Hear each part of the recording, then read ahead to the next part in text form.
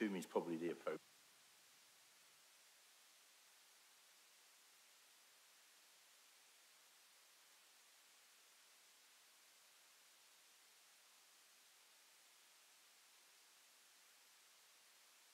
Yeah, so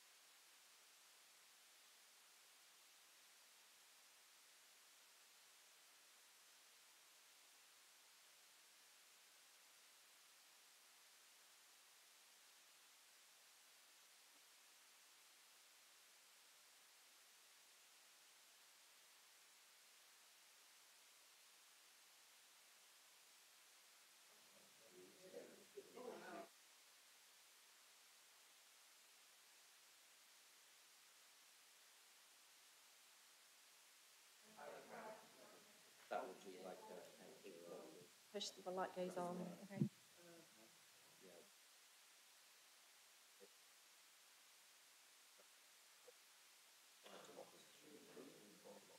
So the idea is, I mean, on any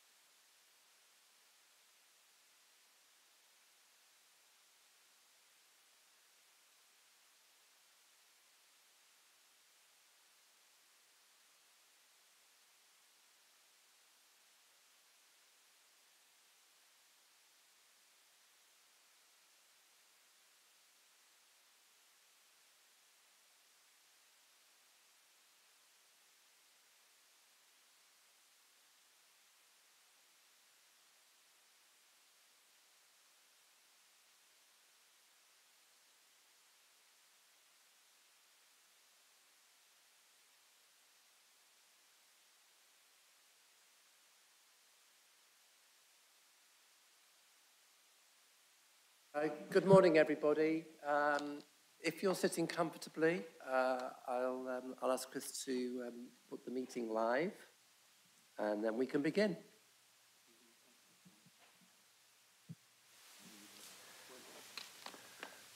Good morning, everyone. My name is Councillor Simon Smith, and I'm the chair of this committee.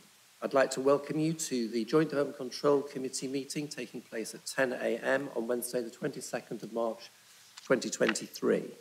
Other members of the committee are councillors Carling, Levine, Thornborough, Scott, Khan, Hawkins, Garvey, R. Williams, J. Williams, Pagecroft. Agenda item 1, apologies. Apologies have been received from Councillors Slober and Pora. Councillors Bradman, Vane and Stobart. The officers permanent at the table for this meeting are Joint Director of Planning, Stephen Kelly, Legal Advisor, Keith Barber, Committee Manager, Sarah Steed, and Producer, Chris Connor. Copies of the agenda can be found on the City Council's website under Committee Meetings, Minutes and Agendas. Please try and refer to a page or page paragraph numbers within the agenda if you're referring to a specific paragraph or plan. Please ensure that you have switched off or silenced any other devices you have so you do not need to interrupt proceedings. When you're invited to address the meeting, please make sure your microphone is switched on. When you finish addressing the meeting, please turn off your microphone immediately. Speak slowly and clearly, and please do not talk over or interrupt anyone. Please can those present in the council chamber note that everything on your desk, including your laptop screen, may be broadcast at some point. The camera follows the microphone being switched on, so councillors and officers are requested to wait a couple of seconds before speaking to allow the camera to catch up. Please raise your hand if you wish to speak. Please can those participating in the meeting via the Teams meeting indicate that you wish to speak via the chat column or raised hand option. Do we have anybody actually watching online? Yep. So please do not use the chat column for any other purpose. The meeting chat is neither confidential nor private and can be subject to an FOI or GDPR request. Make sure that your device is fully charged and you switch your microphone off unless you are invited to speak. Please can meeting participants keep their microphone and cameras turned off while it comes to developer briefing. You will be speaking at. The process for consideration of the planning application will be as follows. The planning case officer will present the proposals and give an overview of the key issues set out in their report. Registered public speakers will be invited to have their say. There'll be 3 minutes for those speaking in support, 3 minutes for those speaking against, unless I've advised otherwise. The committee manager will ring a bell when the 3-minute time period has passed. Public speakers are unable to join in with the councillor debate. The committee will then debate the item and may ask questions of the case officer. At the end of the deliberation, I'll ask members to vote on the officer's recommendation by a show of hands. Agenda item 2, could please councillors advise if there are any declarations of interest?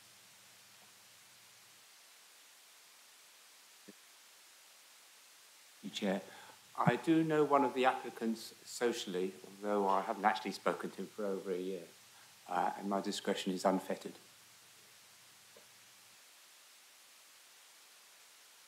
At this point, we need to appoint a vice chair for the meeting. Could I have a nomination, please?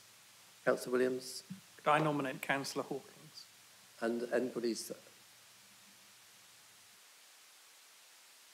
Thank you. So, is that by acclamation? Thank you. So, the duly appointed vice chair of the meeting, Councillor Hawkins, thank you very much. So, we now move on to agenda item 3, 22/02771/out. Land north of Cambridge North Station, Milton Avenue, Cambridge, Cambridgeshire. Please could the Interim Management Support Officer introduce this item?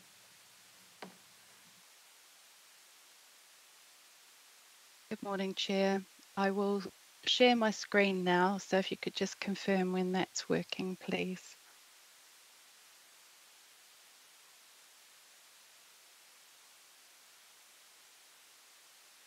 It's working, thank you. Thank you.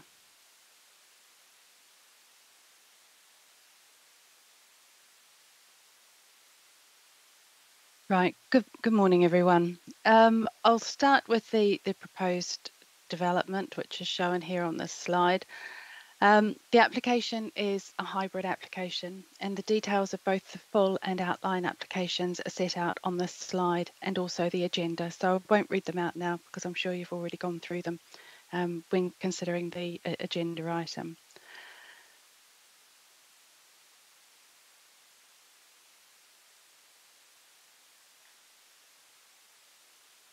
In terms of an amendment, an amendment sheet was circulated, and I just wanted to clarify that the area in which the building referred to in the BAT surveys is actually within the Wild Park, which is within the detailed landscape proposals in the outline planning application, not the full application as referred to in the reason for refusal. Accordingly, I've amended the reason for refusal to reflect this as per the wording shown here.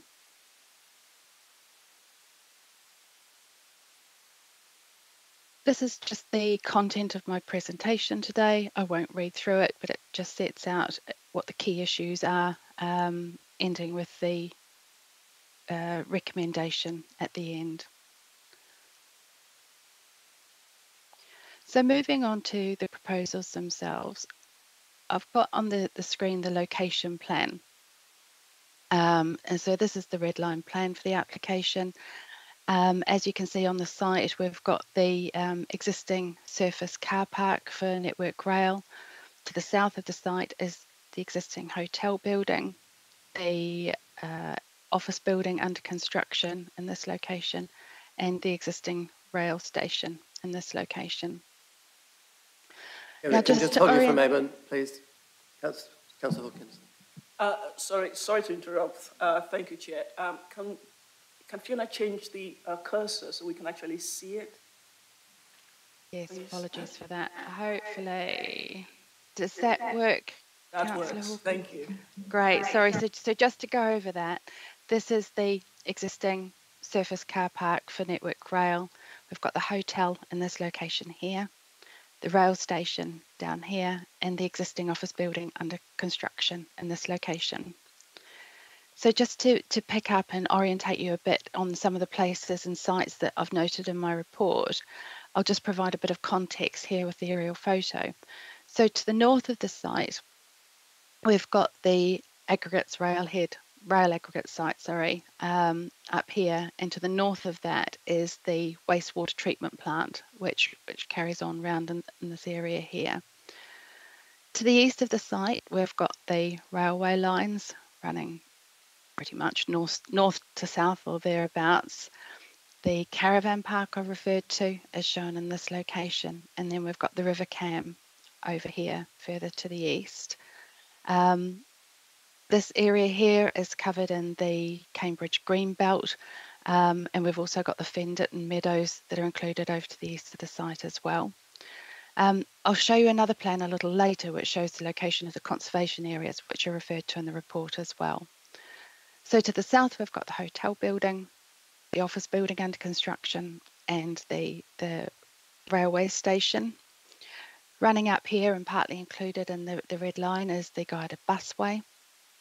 And then over to this side, we've got Bramblefields Nature Reserve, the residential development, which I refer to as Discovery Way. We've got the Nuffield allotments in this location here, and then up to the Cambridge Business Park in this location. So hopefully that gives you a bit of orientation in terms of what I've referred to in the report. For reference, I've included the spatial framework from the Reg 19 AAP. Now this shows the location of the site adjacent to the railway building. Sorry, I've just got to move my laptop so I can see my screen properly. In this location here, so the site's shown here in relation to the whole AAP context.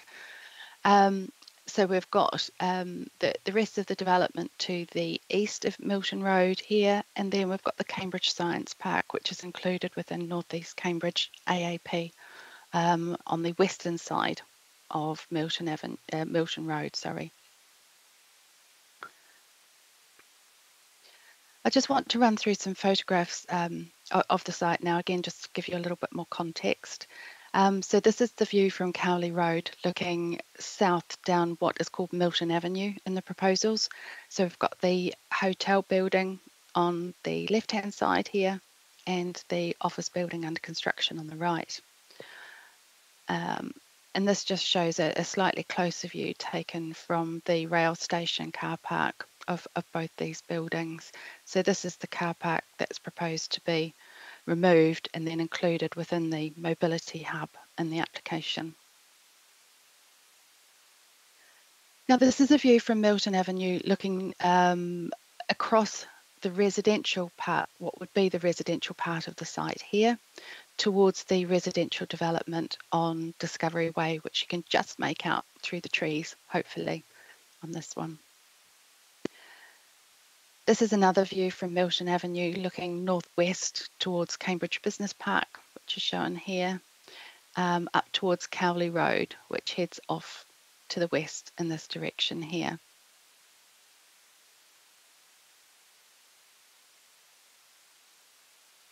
Sorry. The next slide is a view from the busway looking southeast across the site. So again, this would be the residential part of the application, again looking towards the hotel and office building here with the busway here. So now moving on to the proposals themselves, the plans pack, agenda item 4, contains some of the key plans for this site. Now for the outline planning application, it includes all the parameter plans which set out the extent of buildings in terms of their basements, footprints and heights, and it also includes the landscaping plans and access and movements shown on the proposals as well. Now all the detailed landscaping and access are included in the outline planning application. And so I've also included in the plans pack a number of the detailed landscaping plans for the main areas of open space and public realm. But due to the number of plans, I haven't included them all in this presentation. So the outline planning application includes 425 residential units, 155 open market homes, which would be in buildings S13 to S16 here. And then we've got 270 build to rent homes in the other two blocks, so S11 and 12 and S17 to 21 here.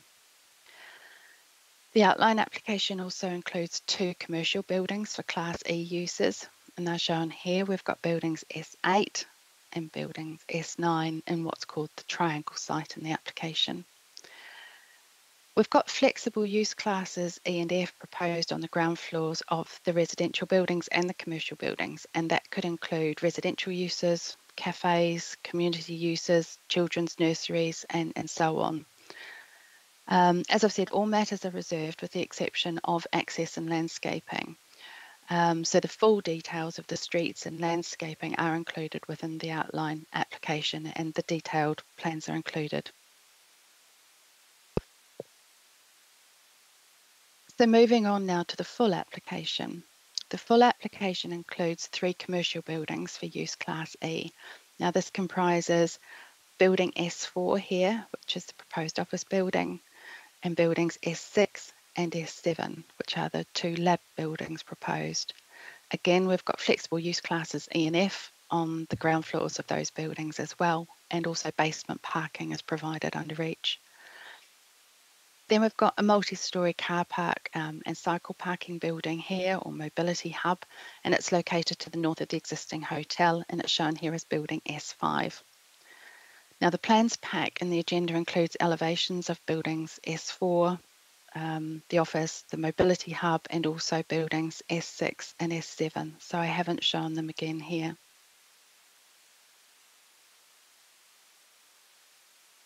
What I've done here is include an illustrative view from the design and access statement that was submitted as part of the application, and it shows the buildings in context.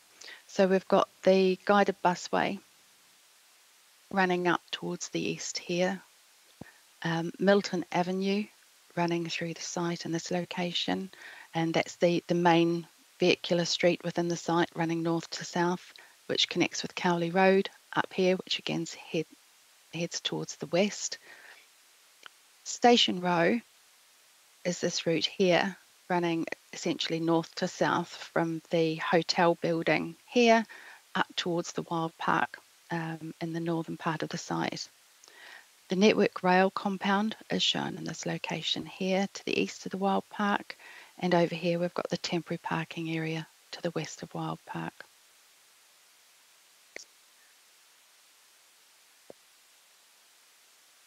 This plan shows the proposed storey heights of the buildings. So starting with building S4, that's 7 stories plus plant, which is 30.8 metres high, and it's slightly higher than the office building here to the south, which is just over 30 metres. The mobility hub is 5 stories high, which is just under 16 metres. The 2 lab buildings, S6 and S7 here, are 4 stories plus plant, so just over 22 metres. Moving to building 8, that's up to 24 metres, and building S9 is up to 26 metres. Now the residential buildings vary in height quite a bit, from 15 to 24 metres in this building here, S13 to S16, between 18 and 27 metres in building S11 and S12, and then between 15 metres up to 30 metres in this location in building 17 to 21.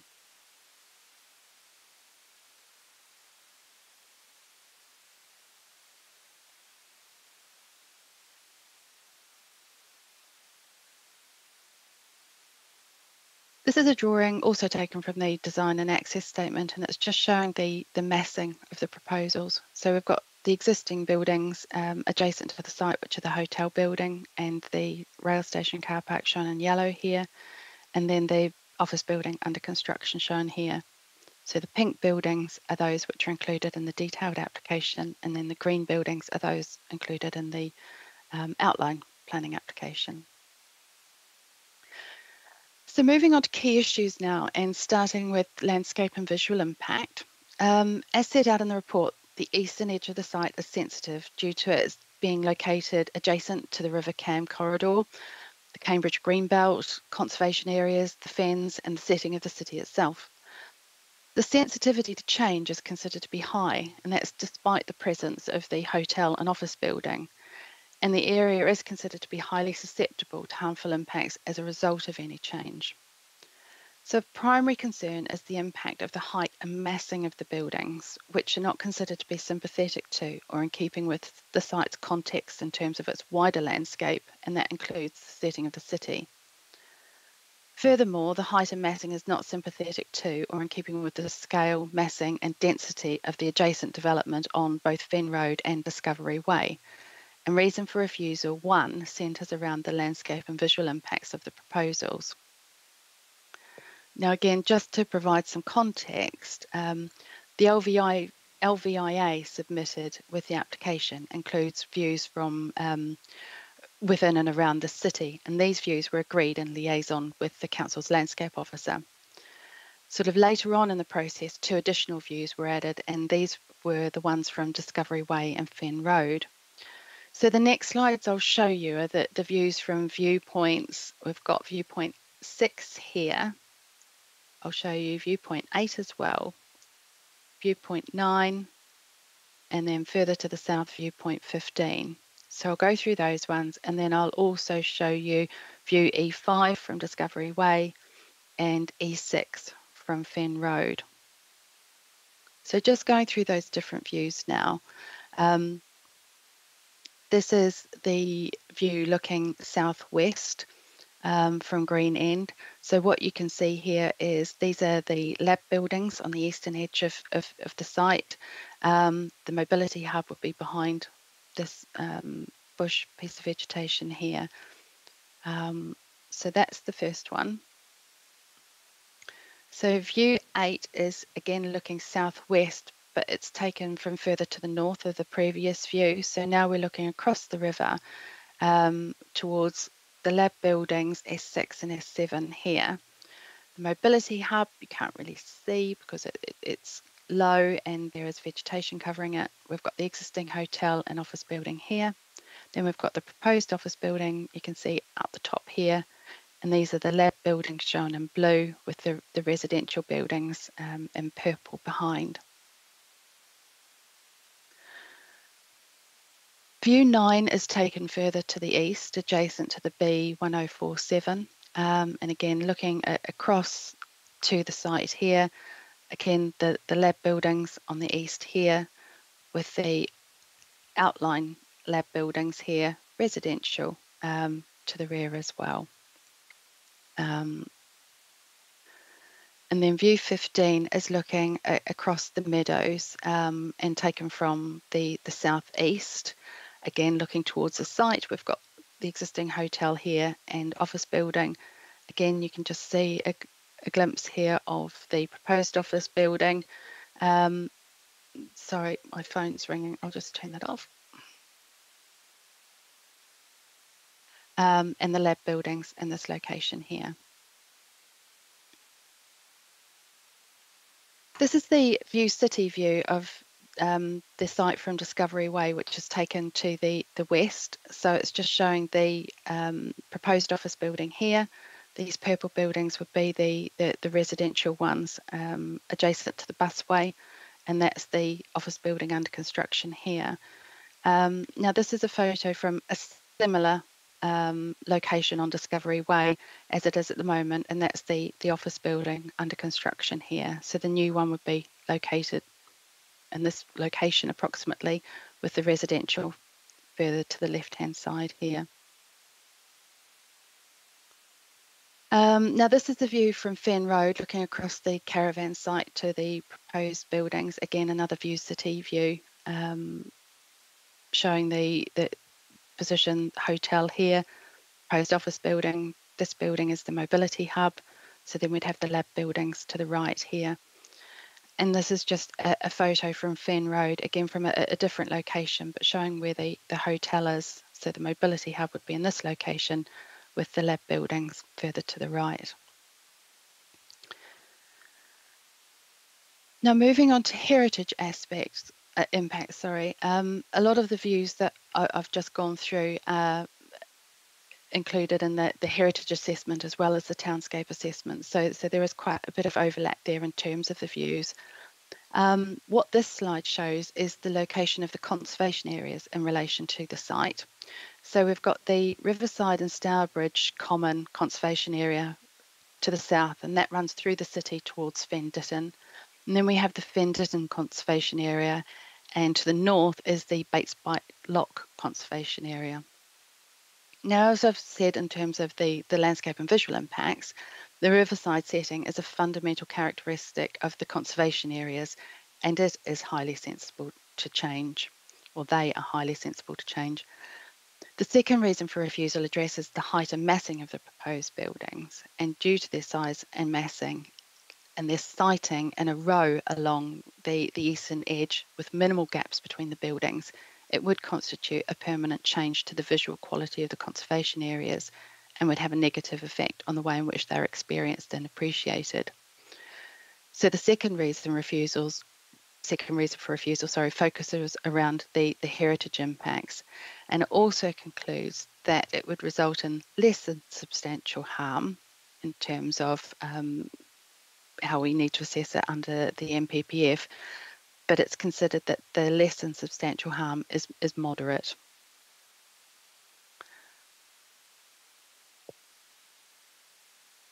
So the third reason for refusal centres around the quality of design, and what I've highlighted here are some of the design issues that I've highlighted in the report. So we've raised concerns with regard to buildings S8 and S9 and also S17, and concerns that they don't respond particularly well to their locations in terms of how they are, the rounded edges in some parts where I'm showing you at the moment, and then also this wedge shape here. One of the issues that we've got is because of how the parameter plans have been drawn, which are very tight to the illustrative floor plans, we're concerned that there won't be the ability to resolve these in reserved matters applications. We've also raised concerns with regard to Chesterton Square, which is here, the Piazza, and also the Wild Park. And we don't consider them to create high quality environments with a strong sense of place. And I've set out in the report the reasons for that. There are also some concerns with the spaces between the mobility hub and buildings S6 and buildings S6 and S7. So these here, what the applicant refers to as pocket parks. And again, we don't think they provide any real public function and don't create high quality spaces. Concerns have also been raised by the urban design consultant in terms of the relationship between Station Row, shown here, and Milton Avenue. Station Row is quite similar to Milton Avenue in terms of scale, linearity, and proportion of hard versus soft landscaping, and it's considered that that compromises the legibility of the key routes, impacting on its sense of place. Also, we've got concerns with the scale and height of building S4 here. The design and articulation of the building as it attempts to sort of address the concerns of scale and massing results in it feeling somewhat unbalanced and still overly large. Concerns have been raised in terms of the potential for single aspect, north facing aspect apartments, particularly in regard to cooling. Again, because it's an outline plan, we don't have any details in terms of where the single aspect units will be. So that's been addressed in a reason for refusal. Access to cycle stores has also been highlighted, and that's particularly for residential blocks 11 to 12 and also 17 to 21, where access to the cycle stores isn't from the main cycleway off Milton Avenue. There's also a reliance on two-tier parking provision for the cycles, which can be cumbersome and difficult for users. So overall, it's considered that the proposals would not result in a well-designed, coherent sense of place that contributes to local distinctiveness, and that's what forms reason for refusal 3. Moving on to transport now. Car parking for the residential element is almost car-free. It's with very limited spaces at ground floor level, provided around the site for disabled and visitor spaces. Now, the number of car parking spaces provided for the commercial uses is also very low, and it's as you'd expect in an area that's well served by public transport. The spaces are provided at basement level under the commercial buildings and in the mobility hub, which also provides the Network Rail spaces from the surface level car park, plus an additional 194 spaces for potential future use by Network Rail. Now, as set out in the report, the trip budget and parking budget are met, and we can discuss those later should you want to, but there's no objection raised from the county in terms of either the trip budget or the parking budget. In terms of cycle parking, there's a sufficient number of parking spaces and a good provision for larger and adapted bikes with a good provision of changing facilities as well. But as I mentioned earlier, we do have a concern in terms of the reliance on the two-tier parking spaces, which is about 65% of the provision on the site. So in terms of transport and the consultee responses we've had no objection now from National Highways. There had been a holding objection, but that's since been removed. And that's subject to the implementation of a monitor and manage approach on the A10, A14 junction and and discussions are continuing with the applicant on this. We've had no objection from the local highway authority in terms of junction design, and that's subject to a condition regarding final design. And as I've said, we've also had no objection from County's Transport Assessment Team, but that's subject to a Section 106 agreement, including a contribution of over £13 million for local, internal and strategic infrastructure, as I've set out in the report.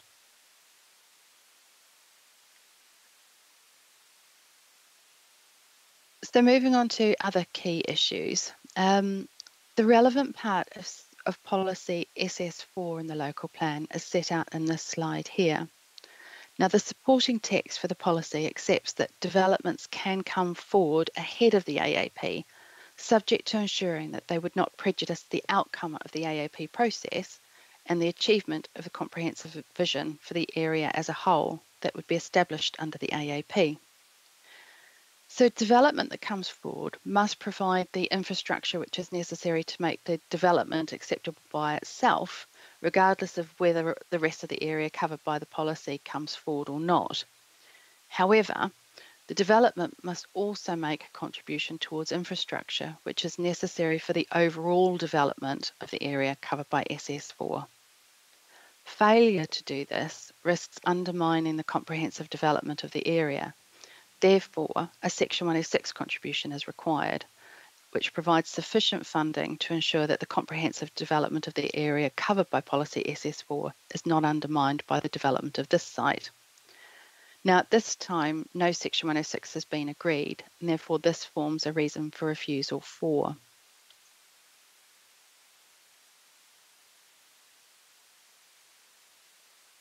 Staying with Section 106 agreement, discussions on Section 106 commenced at the end of last year and are due to continue from next week.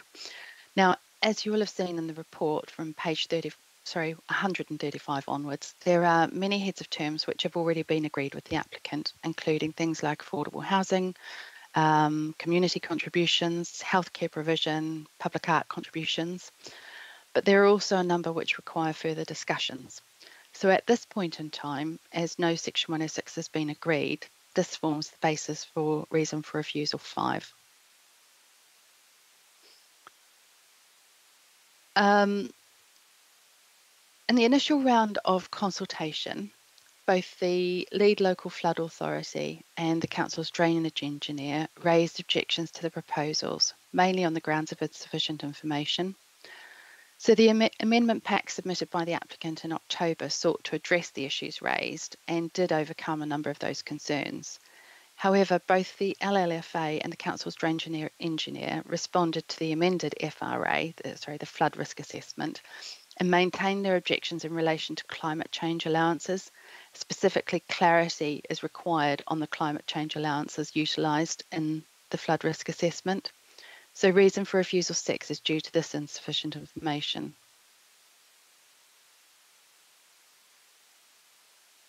In terms of ecology, in the initial round of consultation, the council's ecology officer requested a range of further information.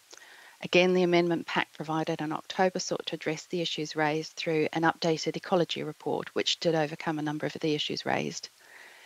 However, the updated report states that further bat surveys must be undertaken. However, no such surveys have been submitted. As bats are protected species, these surveys need to be submitted in order to fully assess the impacts of the proposals on bats, and as such, this forms reason for refusal 7, as amended by the amendment sheet. Moving on to the last reason for refusal. The application is in close proximity to the aggregates railhead to the north, the Cowley Road waste management site to the northwest, and also the wastewater treatment plant, all of which are safeguarded under the Cambridgeshire and Peterborough Minerals and Waste Local Plan 2021.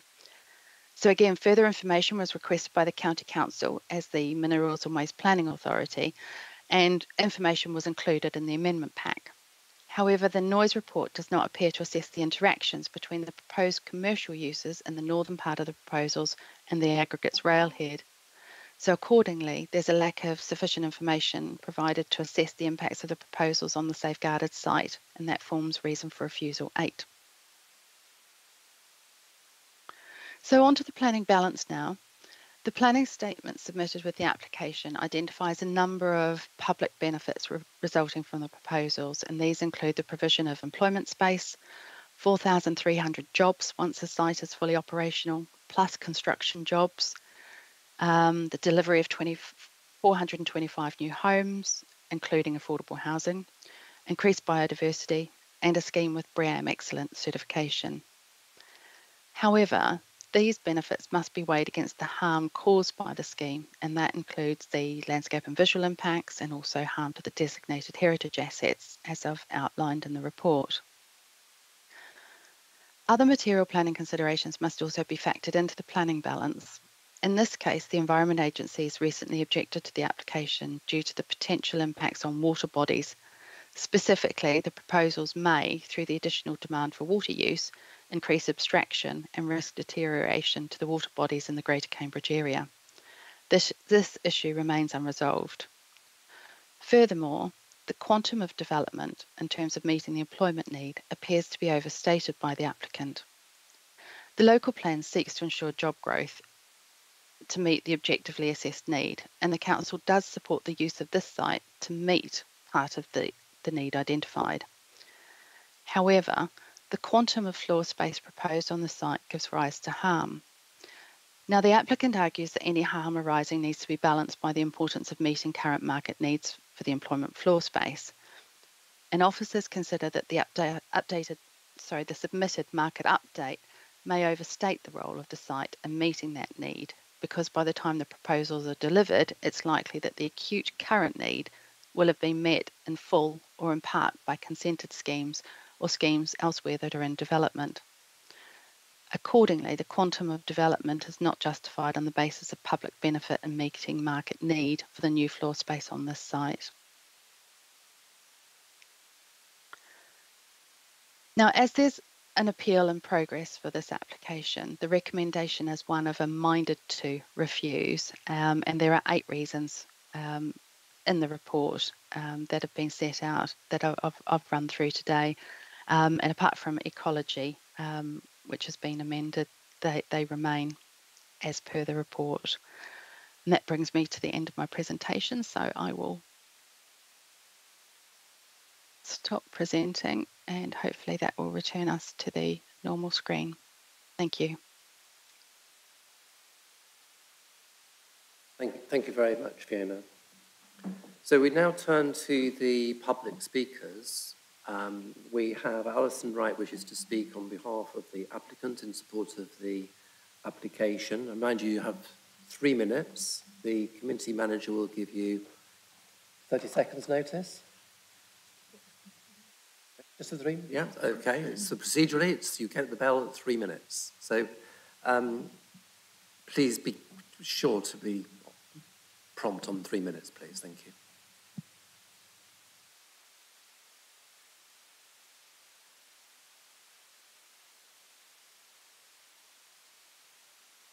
Thank you. Government policy puts an onus on making the very best use of previously developed land. This site is, for all intensive purposes, previously developed land and is in public ownership. It is one of the most sustainable locations in the region. Over 100 million has already been committed to the regeneration of North East Cambridge through the construction of the Cambridge North Station and infrastructure for the Novotel and One Cambridge Square office development. This application represents the second phase of redevelopment and will further build on the momentum already created around the station. The development comprises high-quality architecture, robust materials, and a generous and varied range of open spaces, landscaping, and public realm that will make this an excellent place to live, work, and visit. In particular, the application scheme makes a major contribution towards addressing an acute need for offices and laboratories in the city and surrounding area. Growth in the Cambridge knowledge economy and life science and technology sectors particularly has been nothing short of phenomenal, with demand outstripping supply by an extraordinary order of magnitude. The UK can legitimately claim to be a world leader in the life sciences sectors, but there are no buildings for the world's leading firms to move into in Greater Cambridge.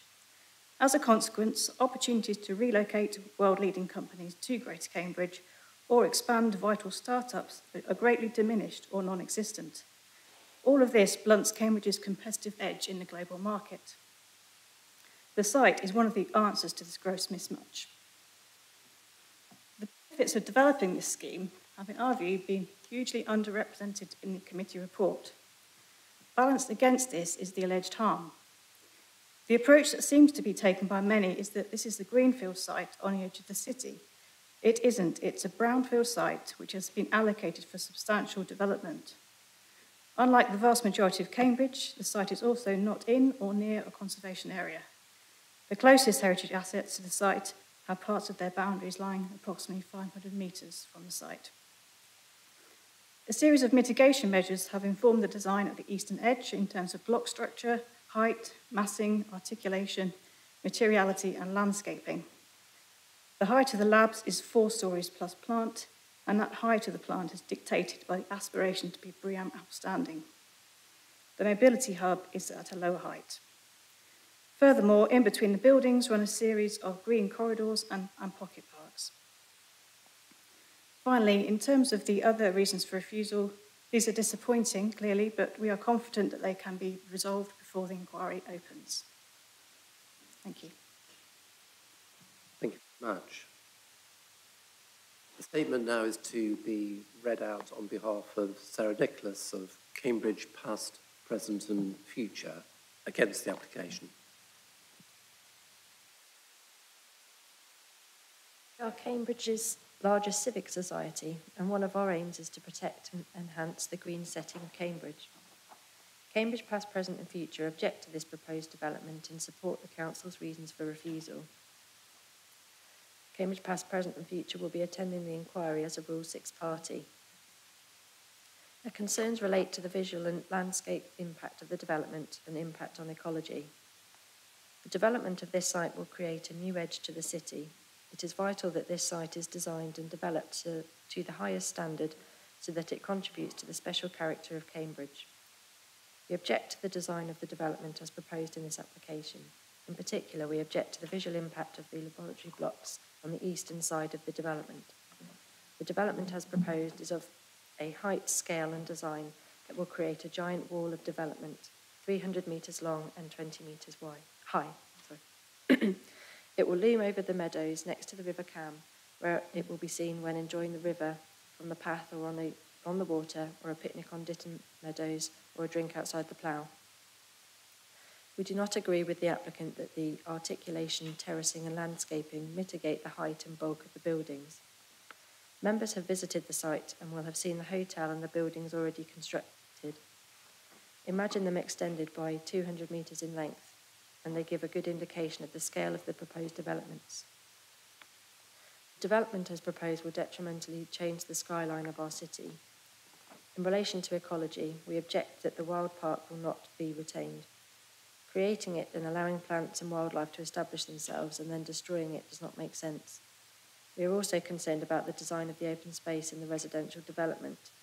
The design creates a barrier between the open space and the allotments and Bramblefields Nature Reserve to the west, and prevents a nature corridor between these sites. We ask that members agree with the reasons for refusal and refuse the application. Thank you very much. So we now move on to members' questions. If you could please indicate and make your statement. Can I encourage you to, when you're making or contemplating making your comments, that you refer to the grounds for refusal as set out in Fiona Bradley's report. So that will give a little bit of coherence to the discussion and the debate. So thank you. Councillor Thornborough.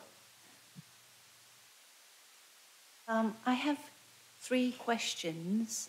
The officer mentioned that the need for the lab spaces was met by existing or consented schemes. Could they be a bit clearer and advise us what is coming? Because the applicant's comments that this was really needed, so I'd like to understand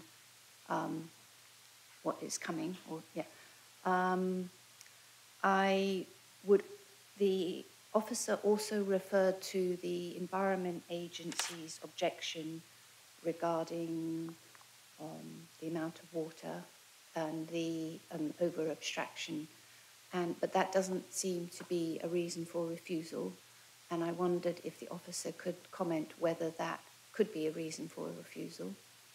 Thirdly, regarding flood risk, the site is adjacent to the railway track, which I feel is critical existing infrastructure. And I know that Network Rail have done their own risk analysis on their tracks for climate crisis and the increased temperatures that we're expecting, but also the increased rain, heavy rainfall and drought. And they have carried out a fairly comprehensive works on the track. Would the flood risk that has been identified on this site compromise the rail track? Thanks. Fiona, do you want to take those in turn, please?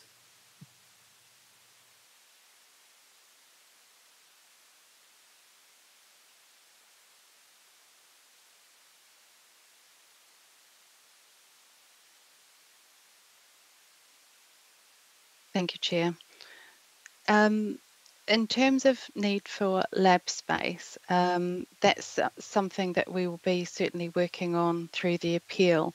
Now, we've got a number of consented schemes that are identified in the work that's been undertaken on the local plan at the moment. I'm just wondering, Councillor Thornborough, are you wanting me to go through and identify the sites individually, or how do you want me to do it? Because we've got a number of consented schemes that are being built out at the moment or potentially being built out, and then other ones that we've got in as planning applications at the moment. I just wonder what you'd like me to do in terms of running through that. It's just the applicant has stated that there is not sufficient, the demand is not met by need, and it's really to understand what you've said versus what the applicant has said. So, but you were quite brief in what you said, so it's just adequate information for us to make a judgment on this. Thank you. Okay, understood. Apologies. Now, what we were looking at was particularly the short-term need, and there is definitely a short-term need in terms of employment floor space in Cambridge and wider Cambridge. What the applicant is saying, though, is that what they're bringing forward in terms of their proposals is that need will be met by their proposals. However, what we've identified through the evidence base for the local plan is that, yes, there is that short-term need. However, the sites that we've got coming through at the moment are going to be meeting that short-term need. So when these proposals will be coming on board, the need that they've identified should be met either in full or in part already by the consented schemes that are coming forward. There is a bit more in the committee report that goes into that in terms of the need, but what we've basically relied on is the evidence base for the local plan, which provided an updated report. I think it was at the beginning of this year on those sites that have been identified. Fiona, I think if Stephen Kelly can just add a few remarks on this point, and he'll also pick up on the environmental agency question too. Okay. Thank you. Yes, and just to emphasise what Fiona's saying, we recognise in drawing the planning balance in this case that the scheme makes a contribution to a need that we're well aware of across Greater Cambridge, and that has benefit. But where we're in a position in which the consequences in terms of the impact of the development from the quantum of floor space that is being promoted has an adverse effect. In fact, it tips the planning balance against support for the scheme. It's important to understand or consider whether that need is so compelling to justify this quantum of floor space, and also to understand the likely timelines for delivery. Now, it is the case that there are planning permissions in Greater Cambridge in similarly appropriate in terms of the locational requirements that we know that life sciences particularly are looking for in Greater Cambridge. At places like Peterhouse Technology Park, where Biomed Reality have secured permission for their development, at the Wellcome Genome Campus, at sites in Sawston and elsewhere, together with West Cambridge, and space on the biomedical campus that can meet some of, if not a significant quantum of that need, equally effectively as this site. We're also aware, and indeed publicly there have been consultations around this, about proposals for significant quantums of similar floor space at the Beehive Centre, and some of you may have been to the consultations around that, and at the Grafton Centre, in addition to places like the Wellcome Genome Campus, which also provide substantial space for genomics. So we're not denying that there's an economic benefit to the space. The applicants are arguing that that need justifies this scheme. We are arguing, our view is, and I don't think there's anything between us and the applicants, that the mix of uses for this site are appropriate and are acceptable, but the quantum of development and the consequences that it gives rise to are not.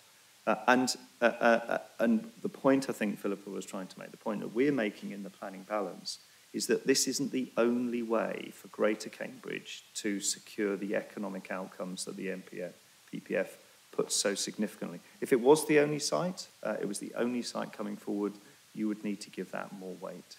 But our point is that it's not. In terms of the point about the Environment Agency, water resource is obviously a critical issue.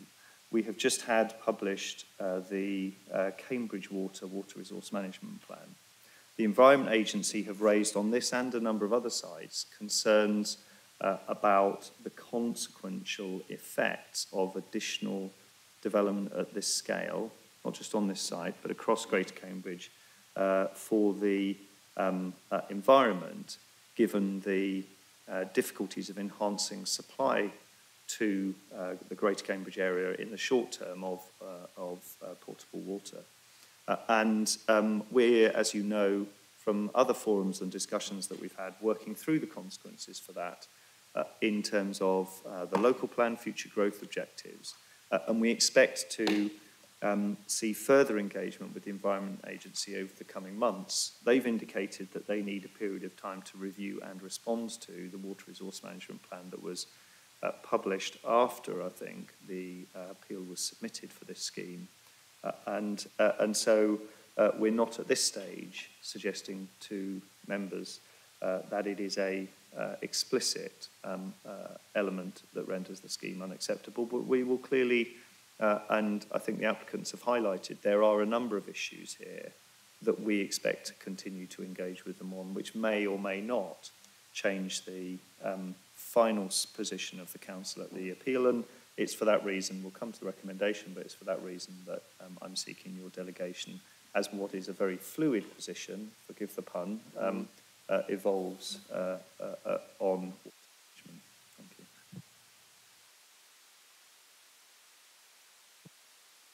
you.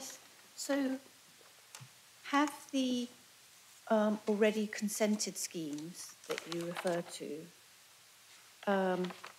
has the Environment Agency, so that the already consented schemes are in the process of either coming through or coming through soon, has the Environment Agency objected to those on the grounds of water, or basically has the Environment Agency taken into account what is already in the process of coming through and therefore has made the objection here based on what they know about the current situation of water plus what is in the pipeline? Sorry, excuse the pun. Yeah. The Environment Agency's position, is fair to say, has evolved over the last few months. So those schemes that went through the planning process last year, they, in a sense, gave recognition to the existing water resource management plan and factors of growth, including local plan growth and so on, that were within them. it's fair to say they've hardened their position in terms of cumulative effects over the last few months. And so schemes that are pending a decision, or indeed are like this under consideration, they've indicated a more cautious approach in terms of their response whilst they work through the implications of the Water Resource Management Plan. We're trying to understand what the cumulative effect of all of these permissions or these applications might look like in terms of things in the Water Resource Management Plan, as are the Environment Agency, in fact, around water conservation measures, behaviour change, smart metering, and so on, to try and arrive at a position that balances those two considerations. But some of the schemes, the Wellcome Genome Campus, for example, has an outline planning permission. The Peterhouse Technology Park has outline planning permission. Some of those schemes have passed through the outline application stage. We clearly need to keep under review, in line with the environmental regulations, their implications. But there are other options, and I suspect the Environment Agency's stance will evolve over the months as they go through their review of the Water Resource Management Plan, and we have that conversation with them. So it may well be a relatively short position that they follow, or it may well evolve into something else. So Fiona, can we just revert back to the flood risk question, please? That was regarding Network Rail and the work that they've undertaken in terms of climate change and the impact. Network Rail are one of the landowners and are a development partner of Brookgate, the applicant. In their consultation response to the application, they haven't raised any objection at all. So as far as I'm aware, they would understand what the development is proposing because they haven't raised an objection. In fact, they support, and as landowner, I would hope they would be discussing that issue. But we haven't had any specific discussion between the LLFA and Network Rail in regard to the survey work that they've undertaken. Councillor Khan. We talk a lot about the design. One issue that concerns me, and I don't know whether it's really been covered, maybe it has, but is the effect on illumination to the buildings. They're very close together, quite high. It was quite clear from the aerial view that, for instance, the road, I can't remember which it was called, going due north along the site of the old, the existing railway car park, station car park, was really very dark. It didn't seem as though any light was getting down to the lower floors of the buildings. And whether it meets requirements for illumination on the lower floors, and whether that's a consideration that has been assessed.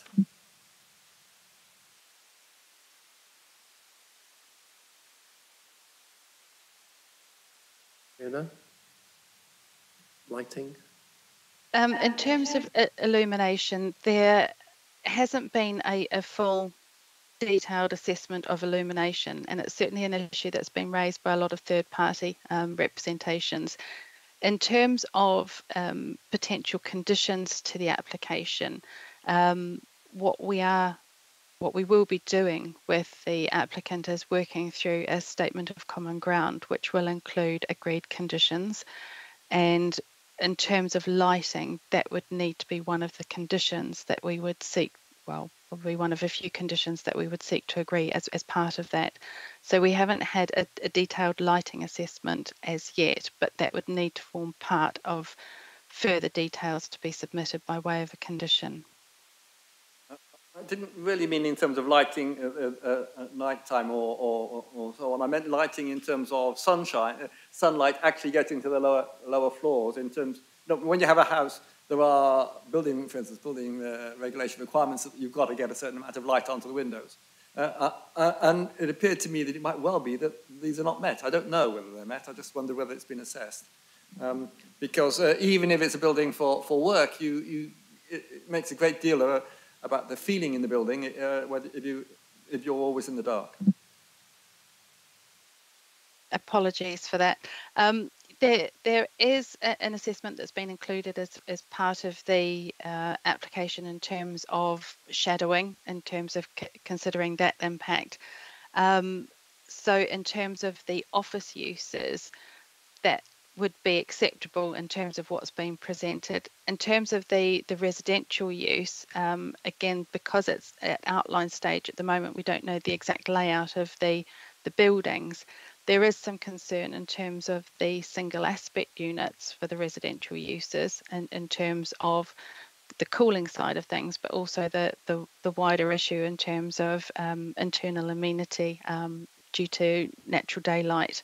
So that would need to be considered further as part of a reserve matters application. I would simply, it seems interesting that the office seems acceptable because those seem to be the areas to me which appear to be the most affected because of the closeness of the buildings and the height of the buildings.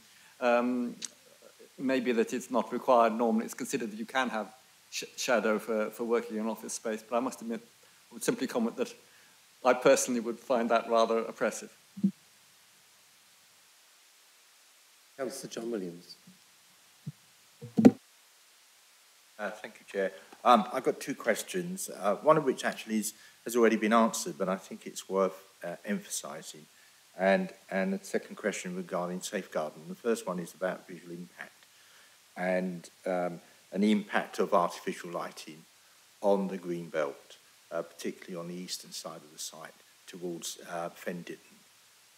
And given the height of the buildings, and particularly not so much during the summer, but at winter time when it gets dark about 4 o'clock, and I'd hope that we will assess the artificial lighting impact, at that time as well as during the night. My other question is regarding safeguarding. I did not appreciate until I read our response to CamCycle that the busway is in private ownership. How are we safeguarding the busway for future if we do not have control over it going forward? How can we guarantee that there will continue to be a busway operating if it's actually out beyond the ownership of the county council or the mayor?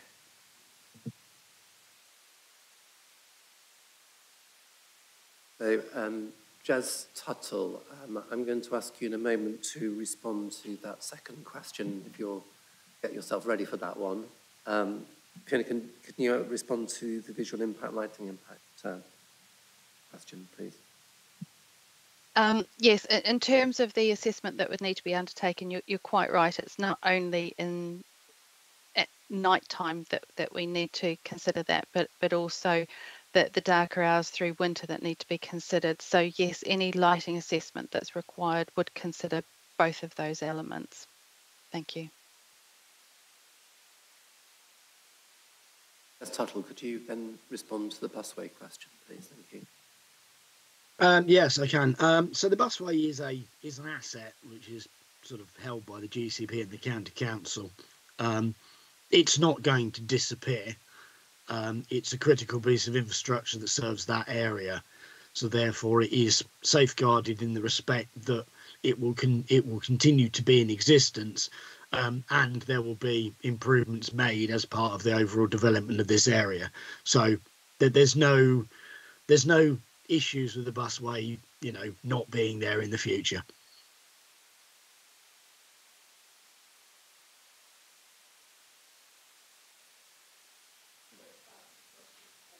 Councillor Scott, did you want to ask a question? I want to ask a question related to the busway.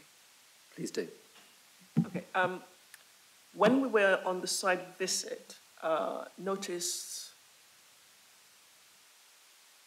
it came to us that the way in which traffic will be going will be down the Milton Road, and then access to the residential part will be where the busway is. So effectively, you're saying what that is saying is the busway will be the access to the residential parts. Is that correct? If that is the case, then I think there's a problem there, isn't there? Well, the busway itself sort of ends slightly sort of higher or slightly to the north of that. I haven't got a plan up, unfortunately, but I think it's got to be borne in mind that the residential development is going to be largely car free anyway. There won't be parking for the residential dwellings, so there won't be a lot of movements across through that area. The only areas that have car parking are around near the sort of station, which is served off the Milton Avenue, is it? Milton Road, on the way down. I was actually there early last week. So there won't be a compromise of the busway from this development, but the bottom end might see a little bit more traffic, but it's not going to compromise the working and the operation of the busway.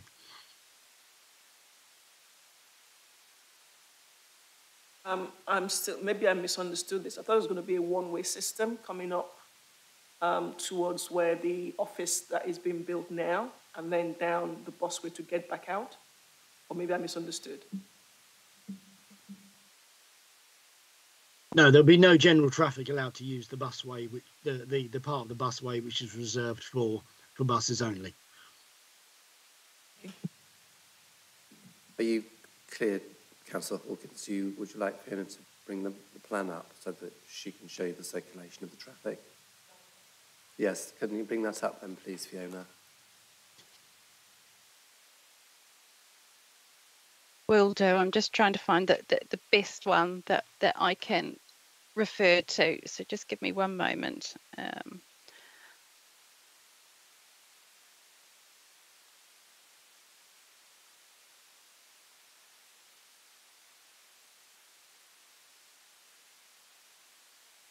Right, I'll just share my screen.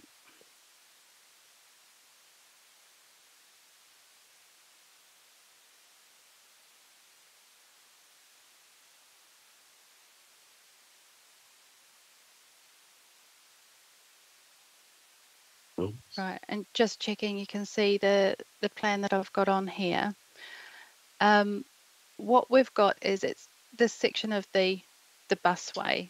I don't think I can do my pointer on this one. No, I can't, I'm afraid. This section of the busway, adjacent to S13 and S16, I'll just make it a bit bigger, will be used by traffic associated with the development. And what will happen is there will be a way that vehicles can come south down Milton Avenue, turn on to the street here between the two office buildings, and then they'll be able to access building S4 here using car lifts, and then we'll be able to carry on up the busway, the part in private ownership, before turning right onto the one-way system on Bramblefields Way and then back onto the road. So users of the office building and associated with the residential development there, because there will be limited car parking along here in front of buildings 13 to 16 and also along here in front of buildings 17 to 21. So there will be a flow of traffic, a one-way flow of traffic for those vehicles, but a two-way flow of traffic for the buses using the guided busway here. Does that make sense? I'll stop sharing now.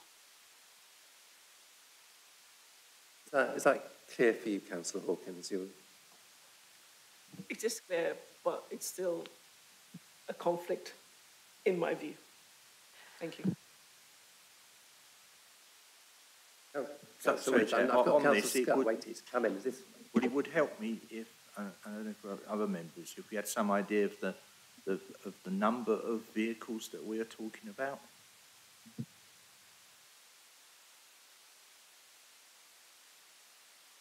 Yes, Tucker, can you just clarify what kind of volumes of traffic you're going to get on that route, and how wide it is, and what's the separation going to be between the busway and that route? Yeah, okay, so just to clarify, because the plans, obviously, I didn't have the plan. So the busway itself, the actual prohibited busway, is going to finishes to the further north. That road that comes down from that part to the station is an all-purpose road to all intents and purposes. So yes, that part will be shared by both sets of traffic, but the busway itself, as it's been built, the traffic won't be allowed to go up that area. In terms of the amount of traffic, the applicant hasn't specifically shown individual traffic coming from each individual area.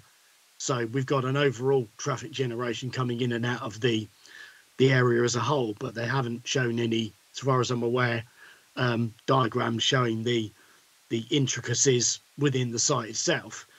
Having said that, the residential development will probably generate something in the lines of 50 to 60, I would have thought, AM peak trips, and similar in the PM peak. So you'd have 50 to 60 trips going out in the morning, 50 to 60 trips going in the evening. And that's just me having sort of made a quick calculation, knowing the proposed trip generation in that area. So that would be 1 car a minute probably in the peak. Kelly's just going to come in, Jeff. I just think, I just urge a bit of caution. Obviously, there's no, as I understand it, there's no significant parking component for the residential development other than those on-street spaces. I don't know if, Fiona, you can clarify the car parking numbers for building S4, which has a lift system to provide vehicles into a relatively modest basement car park. So, not to contradict Jez, but I think actually the residential trip rates will be quite probably lower than outlined, just because I'm not aware that there's any significant parking for the residential component. It's virtually car free, other than those spaces along the frontage. But Fiona, if you've got the figures to assist Jez and myself, perhaps you could just confirm that. Yes, there would be 60 car parking spaces provided in the basement parking for building S4, and they would be accessed via 2 car lifts accessed from the guided busway. And have we? I know that it's an outline. It's an outline element, but my understanding of the kind of circulation and access arrangements for the residential is that there are a limited number of on-street spaces proposed. There isn't. I don't know if there's a quantum of residential parking indicated on the. Yeah, that element is.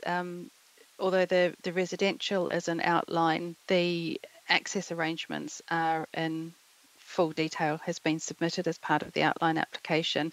And yes, we've got a total of 22 parking spaces provided at ground floor level around the development. So there will be some adjacent to the busway that would be accessed via the busway.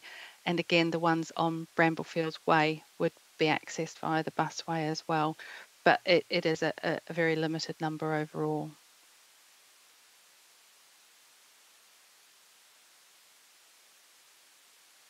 Scott. Thank you. First of all, thank you for the report, and thank you to the two public speakers, one for and one against.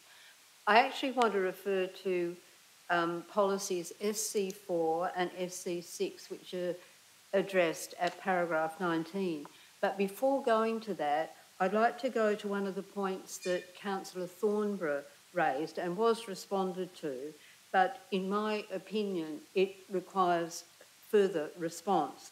And that is the one on drought, her third point, drought, rainfall and temperature, and the potential impact on the rail track. It seems to me that if this proposal is rejected, but if it returns in any way, that we should be asking for an explicit report from the Rail Authority. I realise that they're involved in this development because railways, fast rail, light rail and rail generally are one of my issues, I need to say. And in the past, sleepers were put down that were wood, and there seems to have been a move to sleepers that are metal. which is actually totally negative in terms of climate change and environmental impact. And railways are really essential from the perspective of passengers, freight, security and defence. And when I refer to security, I'm referring to food and resources and population security. So I don't think it's enough that the Rail Authority simply comes as a joint party to this development without giving to the Joint Development Committee, JDCC, a proper report about this issue that Councillor Thornborough raised. But now I'd like to turn to policies SC4 and SC6 and paragraph 19.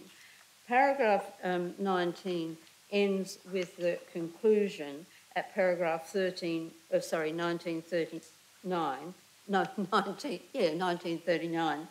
Overall, the applicant has committed to the provision of community infrastructure either on-site or through financial contributions. However, there are a number of areas which have been identified above that which need to be addressed further through Section 106 discussions. There's also insufficient provision of formal open play space within the site. Now, I look at under waste and recycling. Now, although the contribution that the County Council seeks is modest, $13,698. There's nothing from the in the proposal from the developer on that point, and that point is crucial in terms of public health and environment. So I'm concerned about that. But I'm further concerned because under education, for example, and under community meeting places, under health facilities and under libraries, there are a large number of commitments that have been made by this applicant. And I would doubt that there's anyone in this chamber who is a councillor who is not aware of developments that have gone ahead with commitments of this sort, and the commitments have never been carried out. Now, I know that there's enforcement facility, but is there any way that we can actually ensure that when commitments are made like this, they're not simply airy-fairy commitments in the air that are never complied with? And here I'm thinking about I won't say what the development was, but I'm very well aware of one where there was a commitment to pay for a new roadway. The new roadway went in, and as far as I know, the County Council actually paid for that, and there was never a reimbursement from the developer. And I'm aware of another one where there was a commitment to a community room, and the development went ahead with no community room whatsoever.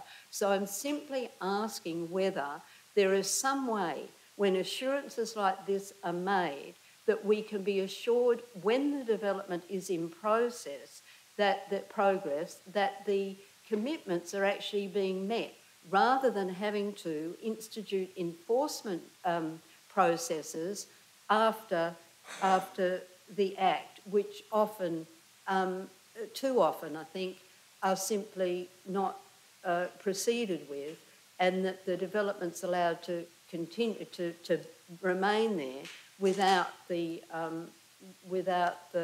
commitments ever being met, and not being met by requirement through enforcement process. So, thank you. Stephen Kelly. Thanks. Yeah, there's two threads there. Perhaps if I deal with the second one first. What you're highlighting is that particularly in high development areas, there is a need for a comprehensive approach to the area. Now, in this case, obviously, we're very alive to the fact that the Area Action Plan has very limited weight, but its purpose was to try and help to quantify the overall infrastructure needs. Amongst other things, was to try and help quantify the overall infrastructure needs and a process of where those would be most appropriately delivered, and what the respective contributions would be from the various development interests. What you see in the report is a reflection that the applicants, in most cases, are in dialogue with us around how that overall infrastructure need is met, and indeed we, through a wider process of engagement with all of the landowners active in that area, from the science park all the way through to the current applicants, are seeking to try and harden down and determine absolutely definitively what that list looks like and the appropriate apportionment. The scheme itself in front of you has provision within the description of development for some ground floor uses to fall into that community space category.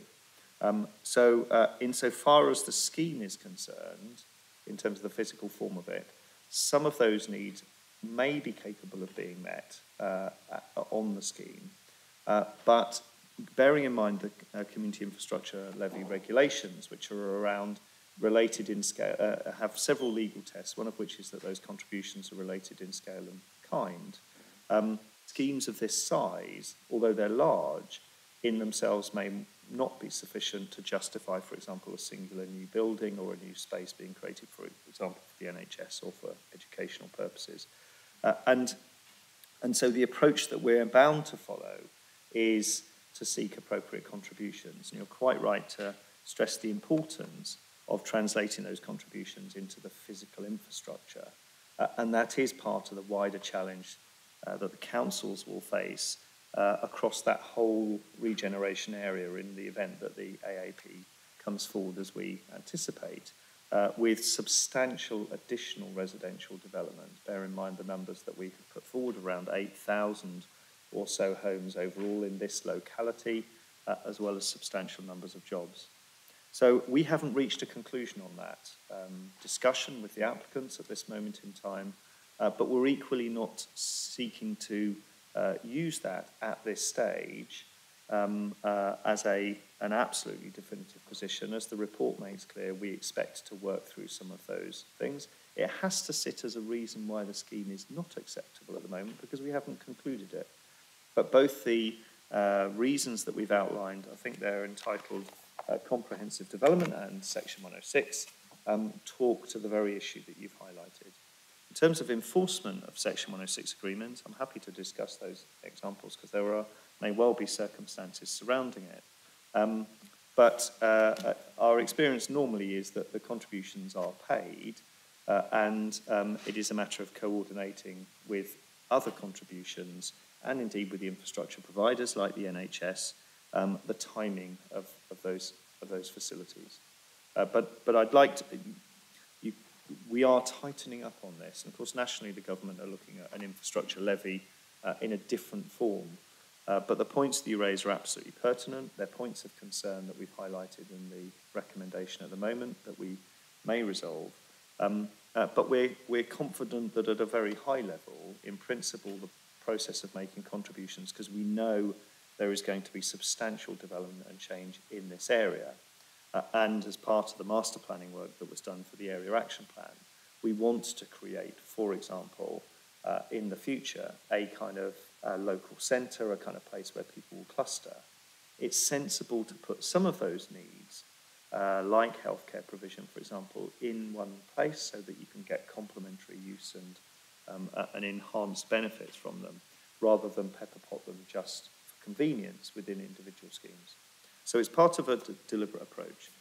In terms of your early, and to pick up on your point around waste, we have had conversations with the waste team about the appropriate means to address waste on this site. Obviously, higher density locations like Eddington and so on have a very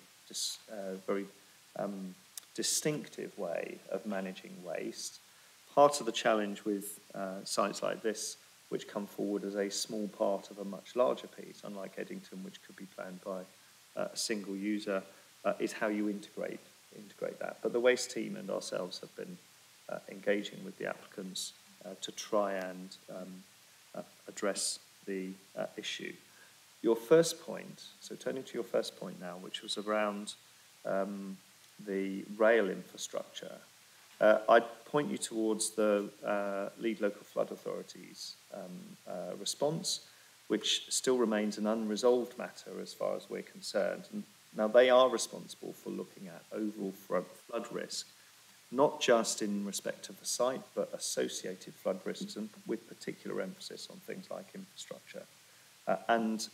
They tend to use their own modelling information to try and help determine a position on it.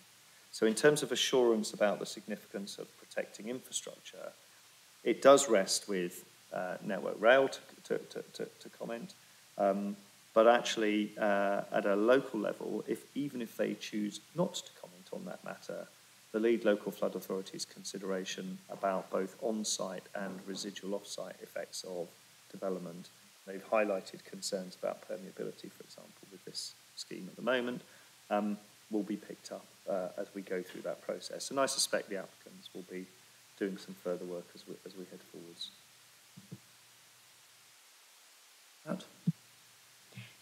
Just on the hub issue that you mentioned, I would like to see in these community hubs also a community law centre, which doesn't seem to be an approach in this country, but that's also a service that needs to be provided along with health services and libraries and the other services that would be in a hub.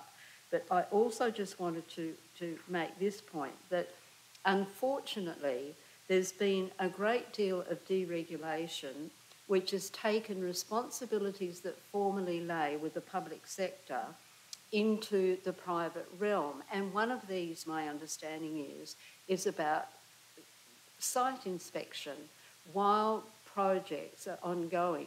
And it seems to me that as a local authority, we should be recognising that it's essential to have local authority surveillance is not the right word, but inspection of projects while they're ongoing. Because although I'm sure that there are many inspectors in the private sector who do their jobs in accordance with integrity and so on, it doesn't relieve the local authority of the responsibility, in my opinion, for ensuring that when projects are in train and ongoing, there needs to be some proper inspection under the authority of the public authority. Thank you.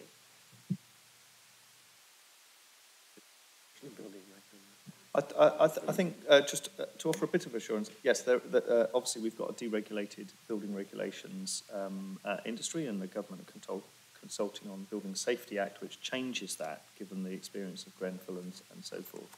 I think there are several threads now, though, that involve the local planning authority as we go forward from Section 106 compliance, and we're going through a transformation process in the planning compliance team for Greater Cambridge Shared Planning to fold together much more tighter controls around Section 106, but also development as it happens. In cases like this, the applicants are advancing high environmental accreditation, and that is audited. Emma Davis is on this call, but we generally require reports around the environmental measured performance of the buildings where those agendas are in play. So it's not absolute resolution of the concerns that you've highlighted, and there has been a deregulation, a shift towards multiple providers in that space. But we are trying to organise ourselves, recognising the comprehensive nature of this area. The City Council expects to be involved in this place quite increasingly over the next 15 to 20 years as development, not just on this site eventually, but on multiple sites around it come forwards with our communities team and so forth. Very briefly, just to say, I should have mentioned, thank you for the report that was given to the Planning Scrutiny Committee last night about the action that is being taken in terms of the issue of enforcement, and one would look forward to a future. Councillor Scott, can we focus on the application in hand? Sorry, please? I'm just wanting to say. Yeah, I mean, not now. Well, I'm just going to be very brief, okay. Chair, to say that I think we must recognise that action is being taken in relation to improving enforcement, because I was critical of enforcement, and therefore it's an obligation upon me to make the point that the Planning Division is seeking to ensure that enforcement can be carried out more effectively and efficiently. Councillor Carling, then. Thank you. I just had two questions. The first of which is about the car lifts, which we've discussed, and it comes up again on paragraph 3.25 on page 19 of the agenda. I was just wondering if we'd looked at whether they're really appropriate in the buildings from a kind of sustainability perspective, in terms of car lifts using quite a lot of energy in their operation, whether they're actually necessary to have in the building, and whether we've looked at that. My other question was not related to the application itself, but more the process, in terms of why this is coming to us as a non-determination appeal. Because as I understand it, there was the huge amount of extra information provided by the applicant, and then 2 days later, an appeal was submitted for non-determination. I'm just kind of wondering if I've missed some reason for that, because that seems like quite a bizarre choice to have made. And I just wondered if we could have some clarification on that from the officer. Thank you. Stephen, do you want to deal with the second question? Fiona probably can provide the precise dates. I mean, clearly it's a matter for the applicant. When you reach a point where the application has taken longer than 16 weeks for EIA development, how long they wish to continue to engage with the local planning authority. Take advice around that. We did have a number of discussions with the applicants around this scheme, as the preamble in the report makes clear. But the applicants have obviously taken a view that they wish the matter to be determined by the planning inspectorate. As the report notes, obviously, the submission of the appeal shortly after the consultation period closed effectively closes down the avenues for dialogue or further change of the scheme, because the appeal is heard on the basis of the scheme at the point that the appeal is made. But that's a matter for the applicants, and you know, it's regrettable, because obviously it means that we can't resolve. There's not really an avenue for resolving a number of the issues that are outstanding, but it's a matter for them. Fiona, I don't know whether you can confirm the dates. I think there was an intention to appeal. We were notified of very shortly after the consultation period expired, but I think the appeal itself was submitted sometime after that. But clearly, once an applicant indicates that they're intending to appeal, in some respects, the collaborative nature of planning changes to being one of managing an appeal process. Yes, just briefly, there was the amendment pack submitted at the end of October. Consultation was underway through November and into December, and it was a couple of days after the consultation period finished that the notice of intent to appeal was submitted. As Stephen said, that's for the applicants to decide. It had gone beyond the 16-week period, and we didn't have an agreed extension of time, because the applicants were keen to get the application to committee in December, and officers were of the opinion that, given the amount of further information submitted and the consultation period that was ongoing, that was something we simply couldn't do. So there was no agreement to extend the time frame, and they chose to go down the appeal route.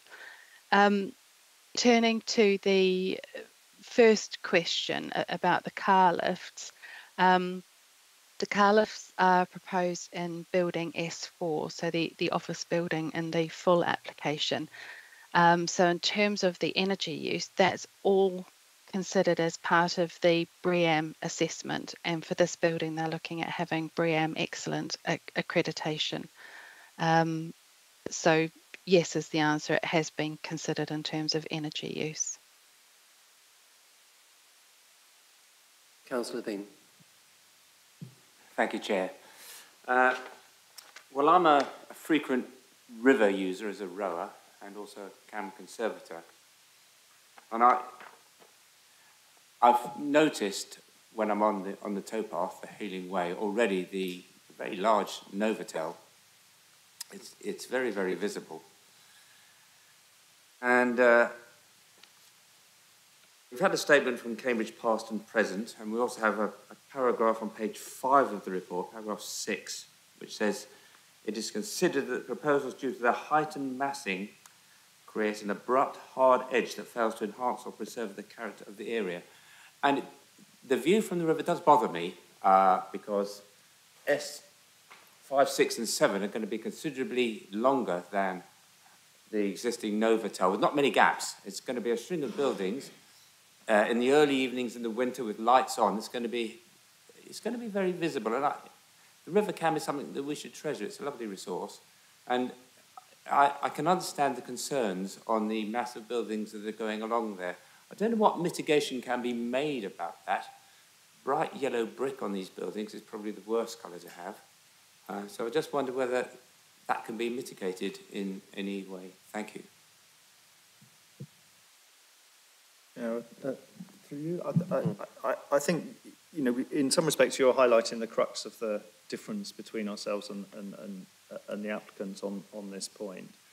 It is difficult with buildings that are fairly substantial in scale on reasonably high dense development sites to, for example, think about things like landscaping and so forth. So your point around spacing between buildings is an important consideration by way of mitigation, as well as starting to think about modulation of heights and so on. And the application before you has done some of that. You can also change the planes in which buildings sit. There's a very regimented nature to the built form. I think we aren't clear that it's possible to mitigate this quantum in this way within the parameters that the applicants are prepared to work with under this scheme. And it's really that essential issue that has resulted in the position where the applicants, I think, effectively disagree with our assessment of the appropriate balance in that case and have chosen to appeal on that basis. We did spend a number of meetings talking about exactly this issue, but we have essentially reached a point where we don't have agreement on the effectiveness of any potential mitigation for those concerns. I think they acknowledge that there is a challenge there, but I don't think we...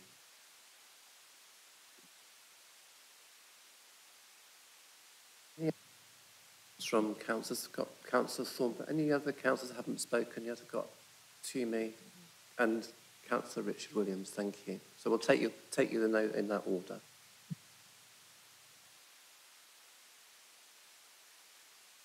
Hi. I was looking at the economic objective definition in the NPPF because part of the applicant's strong reason for this scheme is the economic benefit that we will gain in this area. But it does say that part of this objective has to be supported by identifying and coordinating the provision of infrastructure. And I'm very concerned that that part has not been met and is not included in a reason for refusal.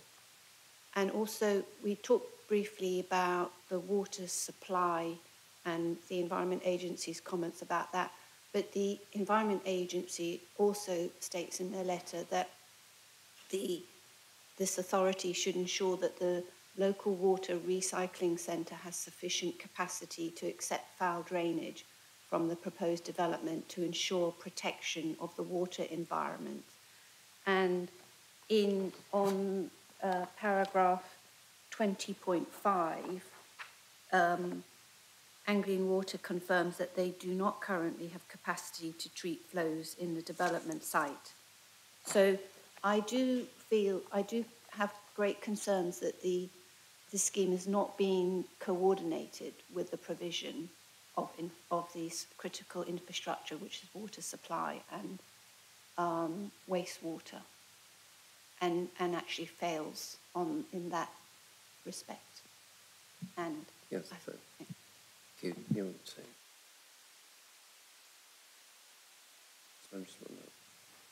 I think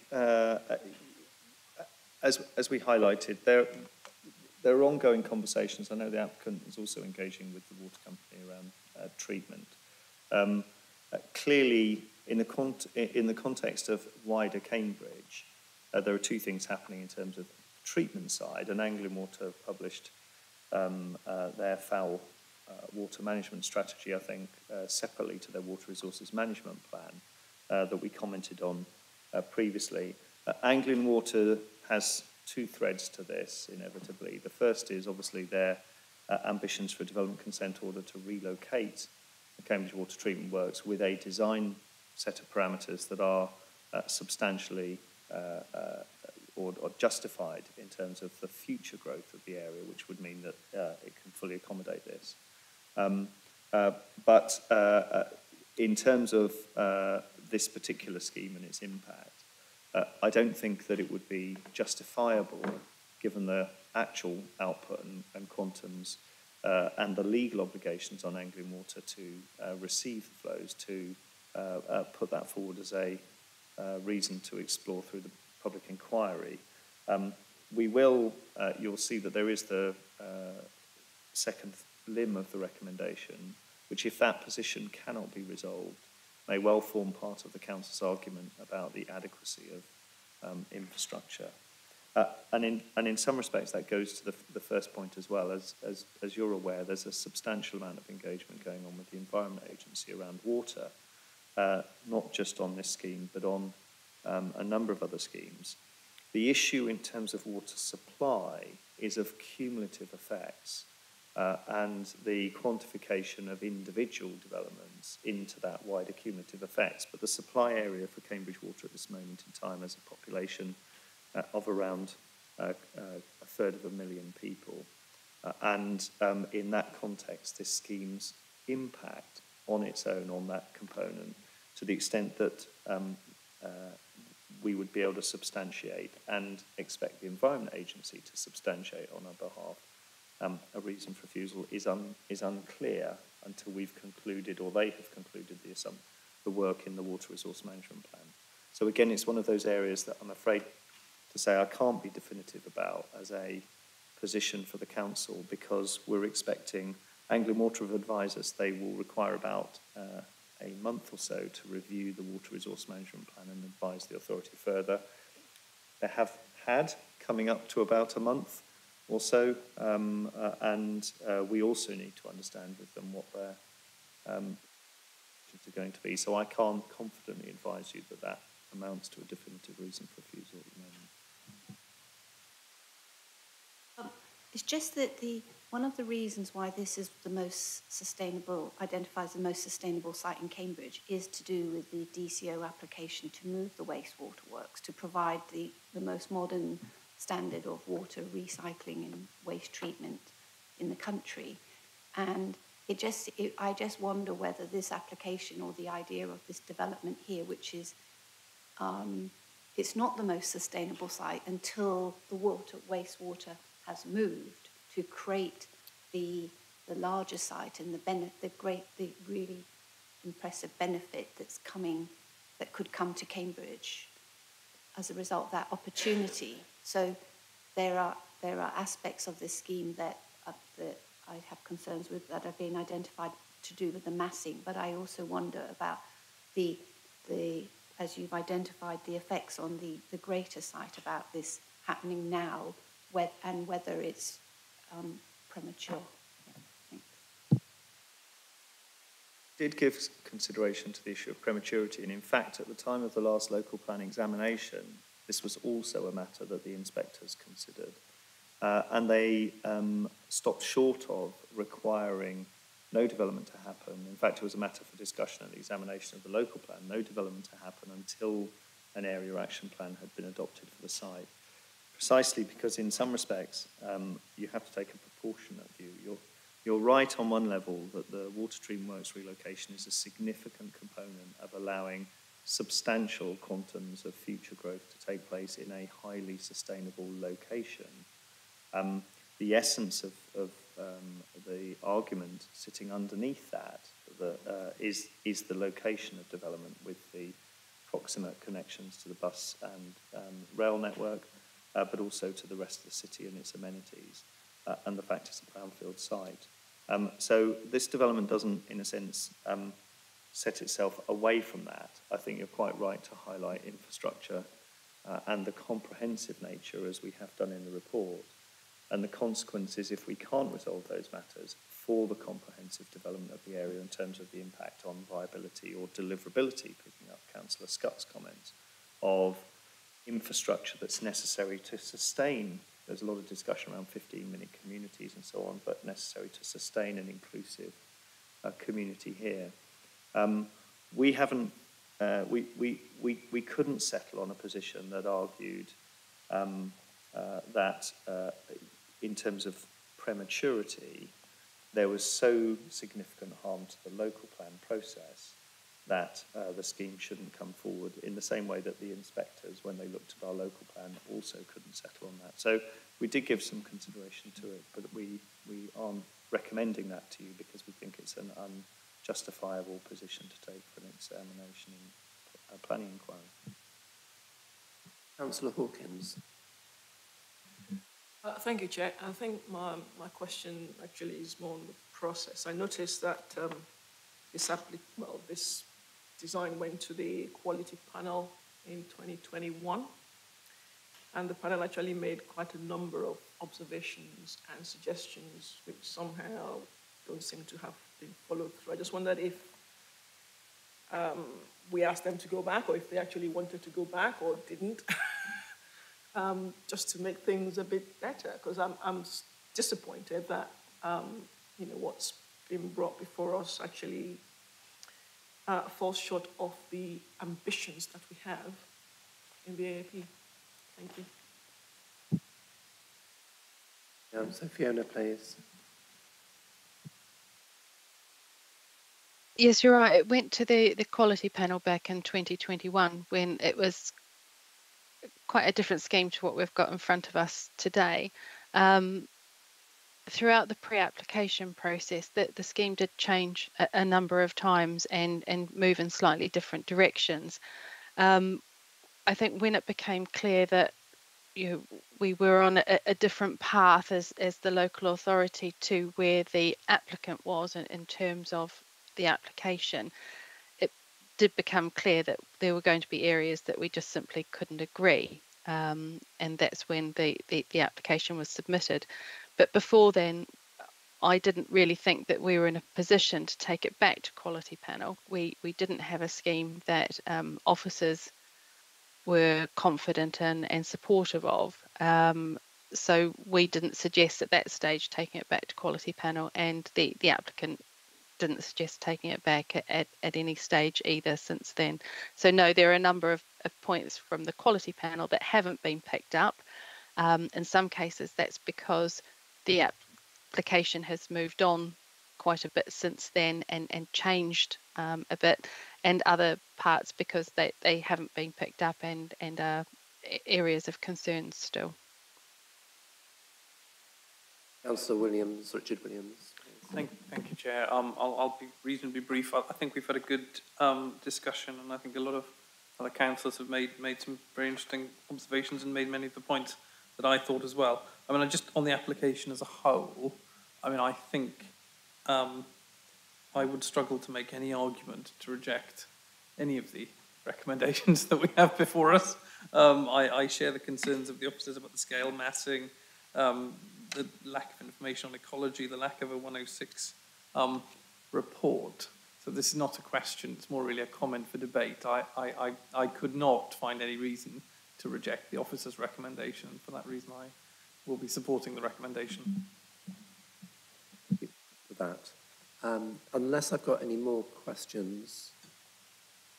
No, okay, so what I propose, I want to make a few remarks and raise some questions, and then I think we should just take a break, 10 minutes, something like that, and we'll come back and we'll have the planning officers summing up, and we'll then go to the vote. Does that suit the committee? Okay, thank you. So my first question, I just wanted, I'm still not settled on an understanding of where we are with the busway. is this a road which is going to take normal traffic, or is it just a dedicated busway that's going to get some vehicles on it from this development? For me, a busway is a busway. End of. Why are we introducing additional cars onto this busway? It defeats the whole purpose of the object. So I'm not clear. I may have a bigger misunderstanding of what's going on. So could someone clarify that for me, please?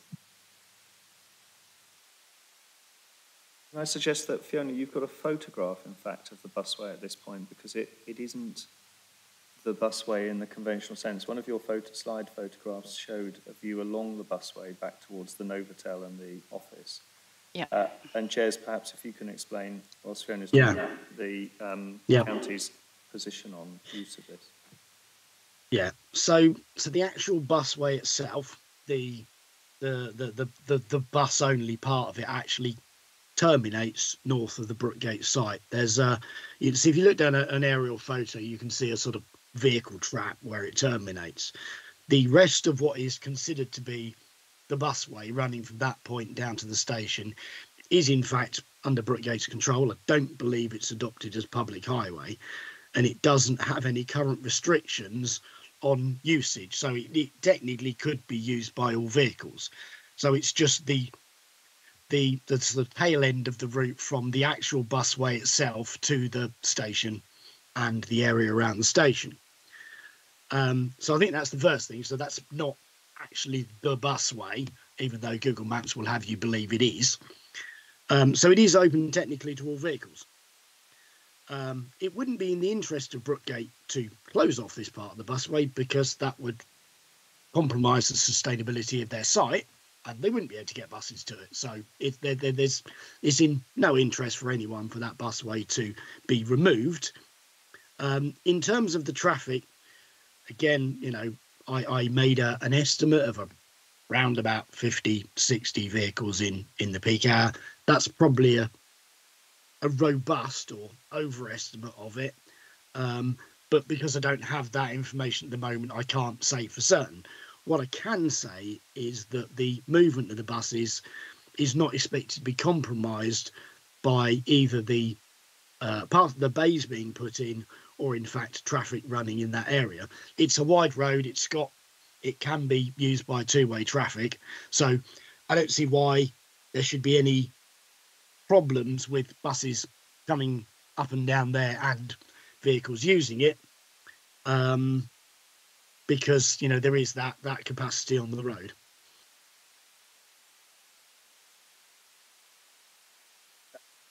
So the busway is in the red line of the planning application.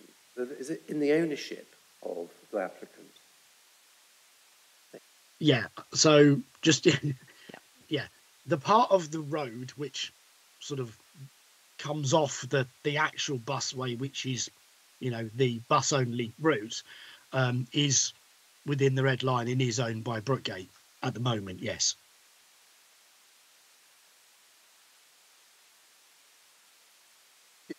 Thank you. That actually raises some questions then.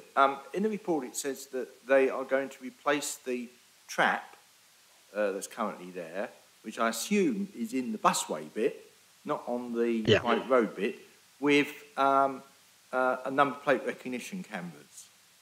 I don't understand That's correct, yes. Why is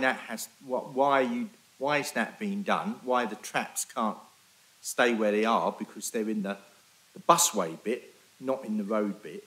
And the bit, and can I go back to, you know, you're calling this stretch that they own a busway. It's not, it's a private road, which buses are being allowed to use at the moment. I go back to my original question. What guarantees that in the future that they will allow buses to use their bit of private road? I know you're saying it doesn't make any sense for them to stop the buses, but in the future they could want to not have buses down that bit of road, and they could therefore stop the buses using their bit of the road, and as a result basically close the busway. So I ask again, what safeguard have we got to ensure that in future that their private road will continue to be used by public transport. And also, I want to understand why is the track being taken out when actually it will just actually encourage people to try and use the busway, the real busway. So I don't understand why that's being replaced by camera recognition, number plate recognition cameras.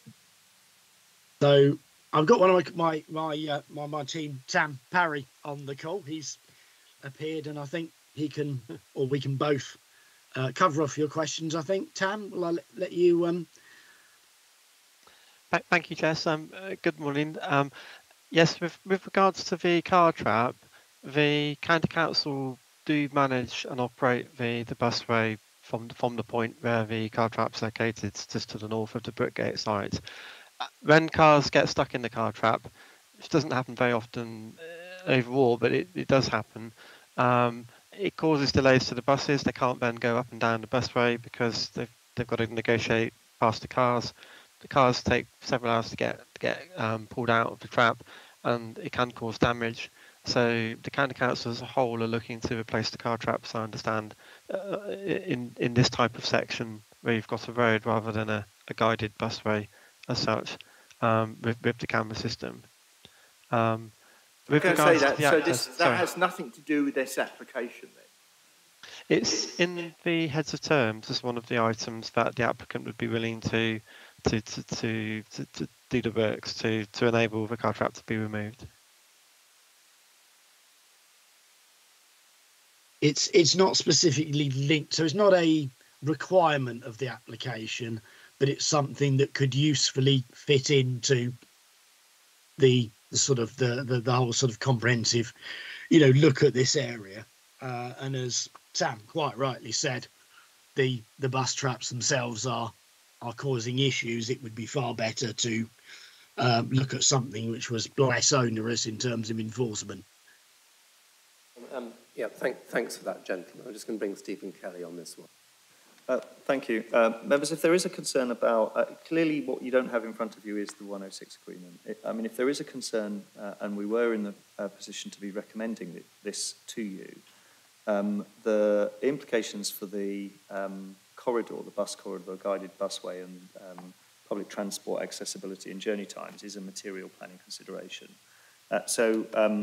Unless Keith Barber tells me otherwise, it is something that would be a matter that you could resolve if you were significantly concerned about the threat to the continued use of that corridor for buses.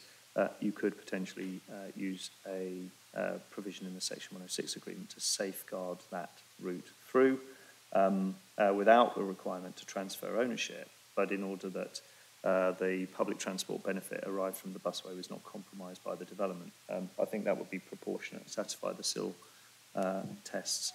So that is something that if it is a matter of concern, certainly the applicants have heard that. We would explore through the Section 106 conversations that are likely to be required in this case, which are referred to. It is a concern, and thank you for that. Yes, I just wanted to, sorry, Councillor Thornton, one Really sorry. So this is an application for an outline application and a full application, and we have the recommendations are for a set of reasons for refusal, which apply to both. So, but the outline application is only for access and landscaping, but the full application is to cover everything. And you've advised us on the reasons, and they are appropriate for both the outline and the full. It's just I'm going back to this, my concerns about the Environment Agency, about the infrastructure for water and waste, is we will get a lot more information with regard to the outline application, but with regard to the full application, those comments, are they not relevant? I think just to clarify, it's one planning application that is what's termed a hybrid. So it has differing levels of detail for different components, but it is one planning permission. So one Section 106 agreement and one set of conditions that go with it. And so there will be different levels of information, absolutely, but it isn't the case that the outline bit will slip through with less conditions or differently. It is one permission in the event that the appeal is successful by the applicants. Sorry, but shouldn't we have an environmental impact assessment on the full application to understand or is there a full environmental impact statement? It is EIA development, yeah. Got a question for Emma Davis. The applicant has said that this is a sustainable location, but the question is this a sustainable development? Will this development be supported by a smart energy grid?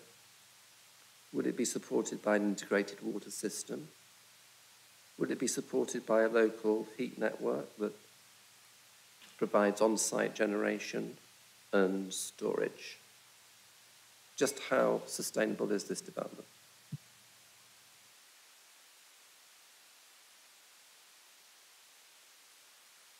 Thank you. So yeah, in terms of targets that they're going for and construction standards, it is a sustainable development. So they are looking at a minimum of BREEAM Excellent with an aspiration for BREEAM Outstanding for the commercial. For the residential, we don't have the full details of the energy strategy as of yet, but they've set a number of specific targets for the scheme, which are broadly in line with what is required in the emerging area action plan in terms of the metrics for net zero carbon development. What we don't yet have detail on is things like the energy strategy, so whether they will be looking at a kind of a communal sort of system for the residential development. They haven't talked about a kind of integrated water management system, recognising that there are some concerns that have been raised by the Lead Local Flood Authority. But there are elements of the scheme which are certainly sustainable from a sustainable construction point and which we have supported. There are some concerns around things like daylighting, which Fiona has already mentioned. I have concerns around potential for overheating in some of the residential units. But they are certainly exceeding quite a lot of the current policy requirements around sustainable construction. I think, that, as I say, there is still some work to be done to look in more detail at the energy strategy for the residential units, albeit they will be a kind of all-electric approach.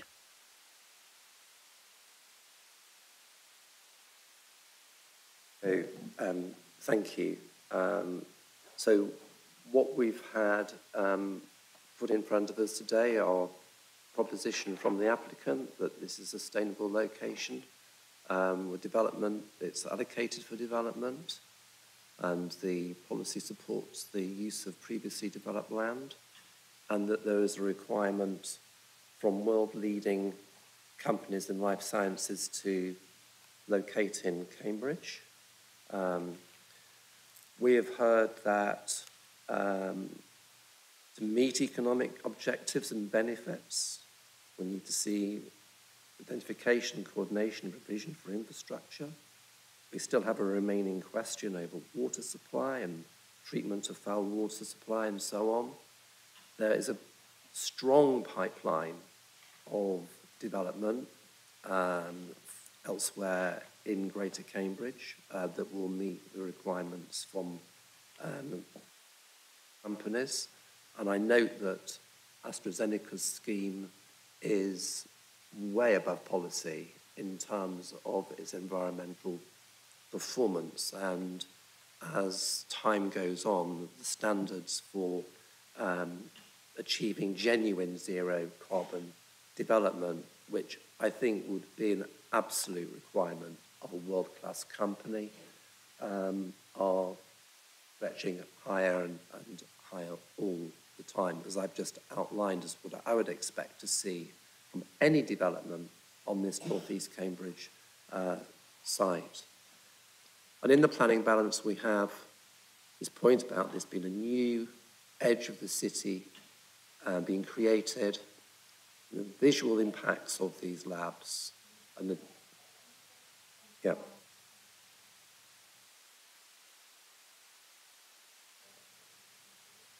Yes, we're going to do that in a moment. It's all right. I'm having my turn now, Councillor Hawkins, okay?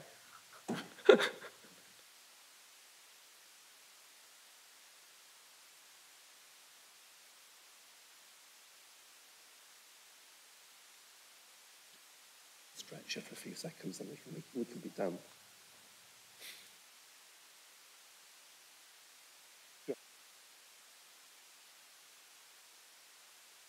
She doesn't expire.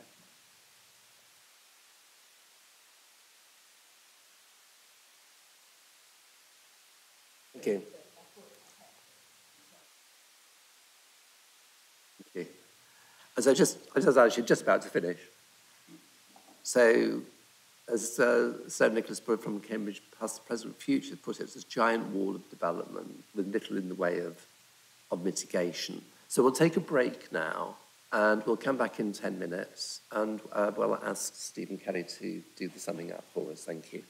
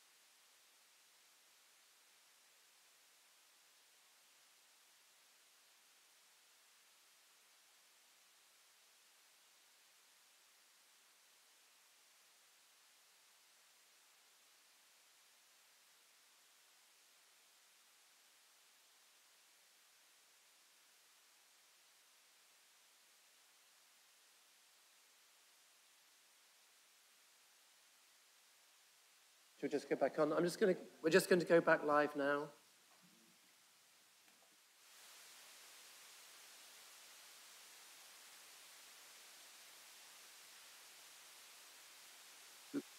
We're getting to the point where we can now debate the application. Does anybody want to make some summing up comments, debating comments? Thank you very much, Chair. First of all, I want to say thank you to Fiona Bradley for a very comprehensive report and quite clear in sort of timetables and issues. I must admit, I am quite disappointed with the applicant in the way this has been brought forward. And as I mentioned before, the way in which it was before us doesn't actually seem to attempt to conform to the longer-term plans that we have for that area. I am also quite concerned about the blocks S, is it 5, 6, and 7, and the fact that looking at that from the riverside, and those areas will make it look like it's just one long block of a building. I mean, I did go up to Fen Road to actually have a look at it myself, and it was obviously, I could see the buildings that are there now, the hotel, and the one under construction.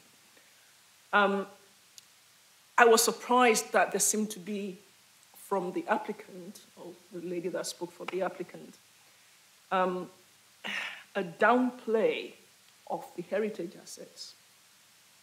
Noticing that Historic England actually did list out the number of historic buildings and stages there, you just think, hang on, are we looking at the same area?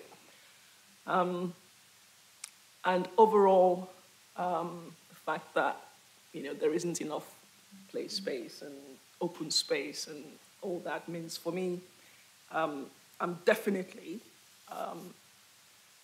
so my colleague Councillor Williams said earlier on, Richard Williams that is, I can't see any reason why I should not agree with the recommendation for Minded to refuse this.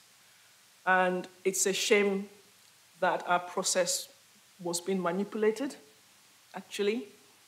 When you submit 100 documents plus, expect a response in a matter of days, or then put an appeal, I think is obvious where they were heading with this. Disappointed. But the planning material considerations are there, and as far as I'm concerned, I will be agreeing with the officer's recommendation. Thank you. Councillor Colling. Thank you very much. I think I'll just start off by saying that as I work in the life sciences industry myself, and I'm aware of the need for lab space, and I agree with the applicant's assessment about that need for lab space is very great. But I'm really concerned that the applicant has overstated a lot of the other benefits that they are claiming that this proposal will bring forward. And just in terms of specific concerns and problems that I have with the application that we haven't necessarily, we've discussed a lot of them already throughout the course of today, but I think just the overarching thing here is just there seems to be a real lack of logic in this application in terms of various things that don't make sense, that don't seem to have been thought through. The point about the cyclists having to cross the road and manoeuvre through a line of parked cars to get to cycle parking is one example. The constant changing of the land that's currently down as a wild park is another, in terms of it not being very well considered by the applicant. I just think there's so many issues with this application. But the thing is, it doesn't really have to be this way. I think if the applicant had engaged properly with the planning team and hadn't done what Councillor Hawkins has just said and kind of just submit an appeal far too early and quickly, something really great could have been made out of this. And if this application comes back to us, I hope that they take that those comments on board and the comments that we've made today in terms of, just working with the planning officers to come up with something that will actually be really beneficial and that we can all be happy with.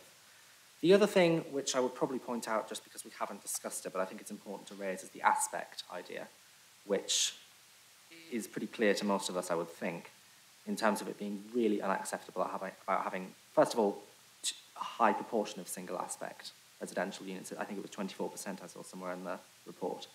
But also some of them being north-facing. I just think that's really unacceptable. And in terms of just all of the things I've said there, I will also be supporting the officer's recommendation of minded to refuse. Thank you. Councillor Thornborough. Yes, I will be agreeing with the officer's recommendation, but just wanted to say that this is a major point of arrival in the city, and it's the beginning of it's the entrance to what is going to be an incredibly important area for the city, for Greater Cambridgeshire, you know, for all of those involved in Cambridge. And when you get off the train at Cambridge North, I feel that you want to be saying, wow, this is just the most amazing space, this is the most amazing architecture, award-winning space, and it will set the standards for everything else that's coming. And I feel that I really hope that the applicants will rethink what they've submitted and provide a scheme that will win the awards that we want them to win and will be the most amazing place for people to live and work. But at the moment, we really aren't there, but I really hope that they will review and reconsider and work closely with the officers to provide what there is potential for this site. Thank you. Councillor Khan. Many of the points have been made, so I would comment the same. I am particularly concerned about the scale of employment proposed on the site before all the North Cambridge development has been done. With very limited parking provision, which is desirable. That's what we want to have as the long-term intention. But whether in practice you would be able to work it without having adequate housing nearby, because a large proportion we would expect will come by active means of travel. I fear, for instance, that the station car park will be overloaded by people trying to use the car because they can't find adequate car parking and will go and park there, which would then inhibit the sustainable use of the railway as a railway transport. So there are concerns that scale of employment is perhaps a bit premature before the main development has taken place. And I am personally concerned about that. Whether that's, in the absence of highway objection, a sustainable reason for refusal is another question. But I do foresee a problem there. And the phasing of employment development, I think, has to be considered in terms of the context of what's been gone elsewhere. But the other reasons for refusal, the impact of the site, the proposed development, the scale of the buildings, the view from Discovery Way, which was shown. I went and had a look when I was on site there and took a photograph, and the existing building already is quite imposing. Extending it north of building S4 at the same height would continue, and I think would be really very overbearing on the houses there. It's a very abrupt interaction with the areas around it, with buildings which, if they were particularly wonderful buildings, rather than fairly acceptable but ordinary buildings, perhaps one might make a case for it. But I just don't see that you can say that these proposals are that, and therefore I feel that they need to come up with a more phased development, consider what's going on around it, and more integrated into the areas around it. But I'm sure something will come forward on this site, and hopefully eventually it will be something very imaginative.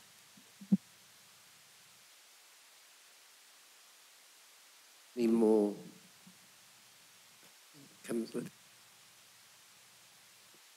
Just to add to that, really, this is a fantastic site with all the services close to hand, the right sort of infrastructure. I heartily agree with Councillor Thornborough. This could be the template for the sort of site that we need in Cambridge in the future. Something does need to be done with it, certainly. I'm fully supportive if the right sort of plans are put before us, that we will approve them. but at the moment it's just not quite right. It's all too hasty. Thank you.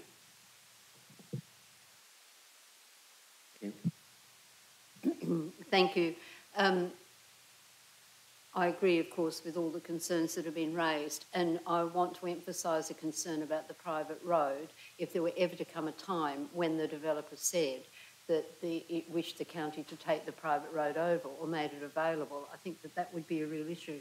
But I really wanted to refer to paragraph 12.73, which some people might say raises a potential for inferring that there's a cavalier attitude on the part of the developer. In the pre-application stage, Station Road was originally envisaged as a green street with the swale as the main feature, and it was named Swale Street for much of the pre-application period, with cycling and pedestrian movement intended to be a more slow, meandering route in comparison to Milton Avenue. This distinction has been eroded as the design progressed. The swale and landscape zones have reduced in size, hard paving has become more dominant, and the meandering nature of the cycle route has been designed out.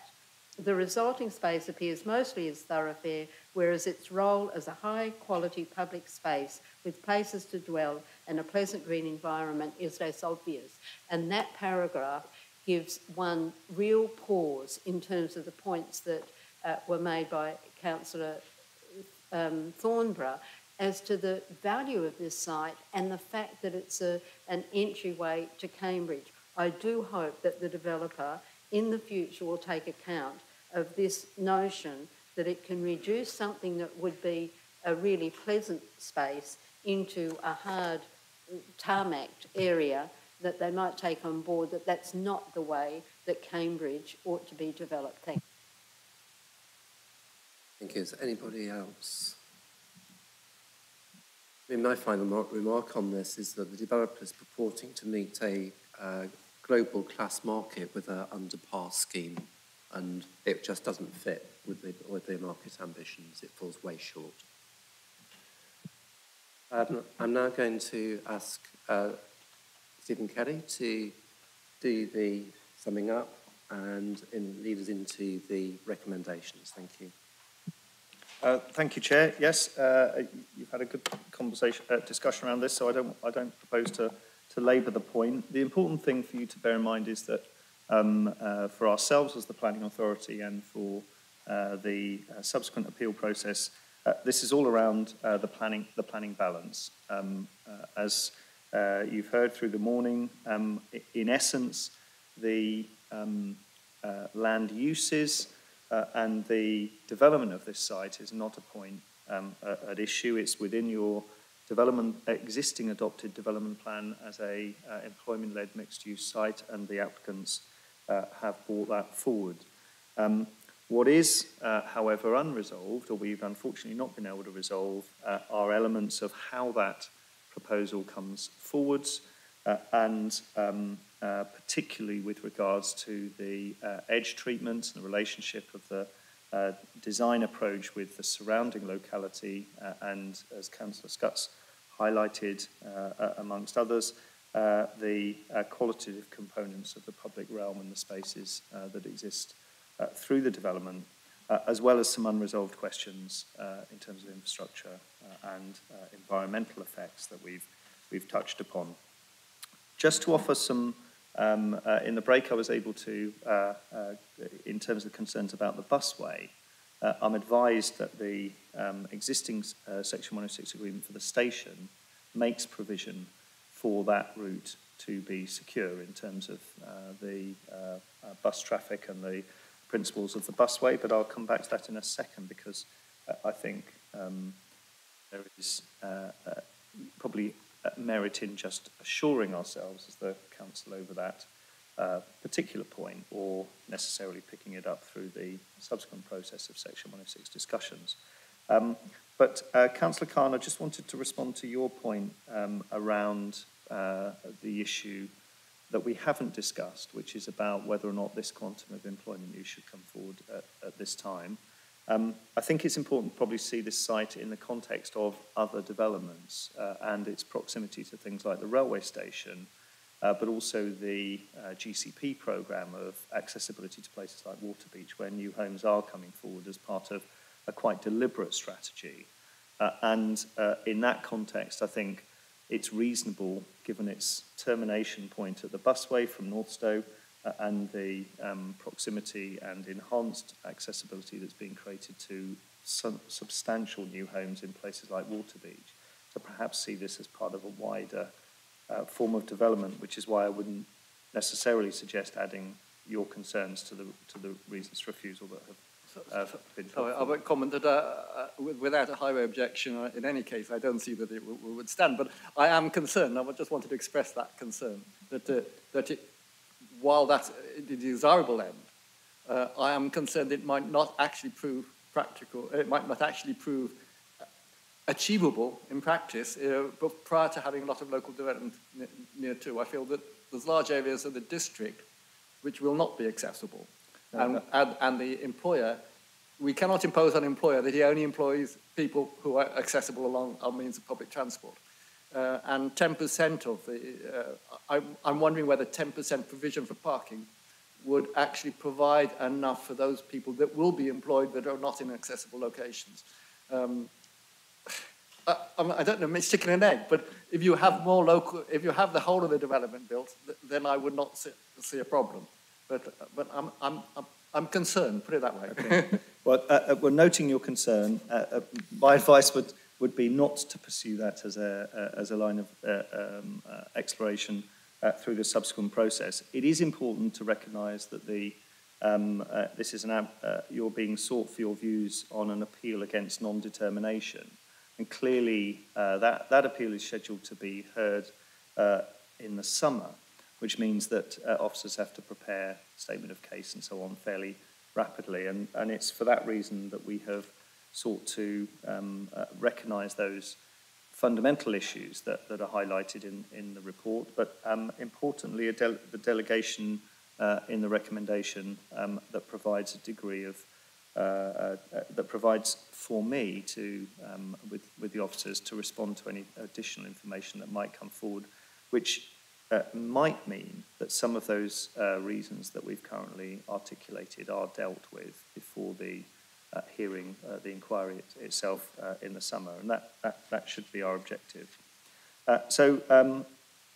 As I've said, it's not a planning decision that you're making in terms of whether to approve or refuse the application in a pure sense. It's the council's submission into the appeal for non-determination. We've summarised that for convenience in many respects in terms of the series of issues that are reasons for refusal had we been in a position to determine the application, and that will form the cornerstone of the case. Unfortunately, as I've said in this case, we've reached a point in which despite a very lengthy pre-application process begun some time ago, we haven't been able to settle on an agreed position. But it is also important because we're making decisions about the long-term quality of place that is Cambridge, that we don't put the expediency of resolution of those matters above the future of the quality of place and the city. It's on that basis that the recommendation A is that we advance a case that we effectively oppose the development on the grounds that have been put forward. I would propose a small amendment to recommendation B, however, because mindful of the concerns raised in the latter part of the debate about the busway, and not at all seeking to dispute the applicant's clarification that the railway station planning permission safeguards the route for the busway. I'd like to just confirm that, and so in recommendation B, on the final full line where it says review the council's reasons for refusal, which is seeking a delegation to me, to insert words to the effect of and ensure the safeguarding of the busway in future. is probably appropriate to add to the recommendation. As I said, it may well be entirely unnecessary, but on the advice of our legal officer, he felt it appropriate to be explicit around that, given the strength of members' concerns. But subject to that, the recommendation on page 4 of the report, A and B, is commended to you. Sorry, and the amendment sheet that has been circulated, which Fiona Bryan introduced with you, which is a clarification to reason for refusal 7 on page 9.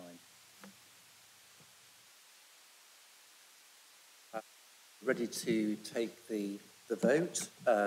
The recommendation as amended on page 4. Recommendation. I'll take the two together, A and B. So, and then you're noting the reasons for refusal as well. We won't read those out because we'll be here for a long time. So, can all of those people who want to support the recommendation, please raise your hands.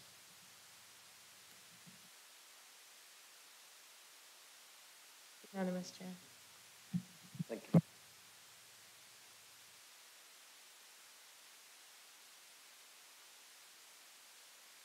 Can I just remind you that the next meeting of the committee is taking place on Wednesday, the 5th of April.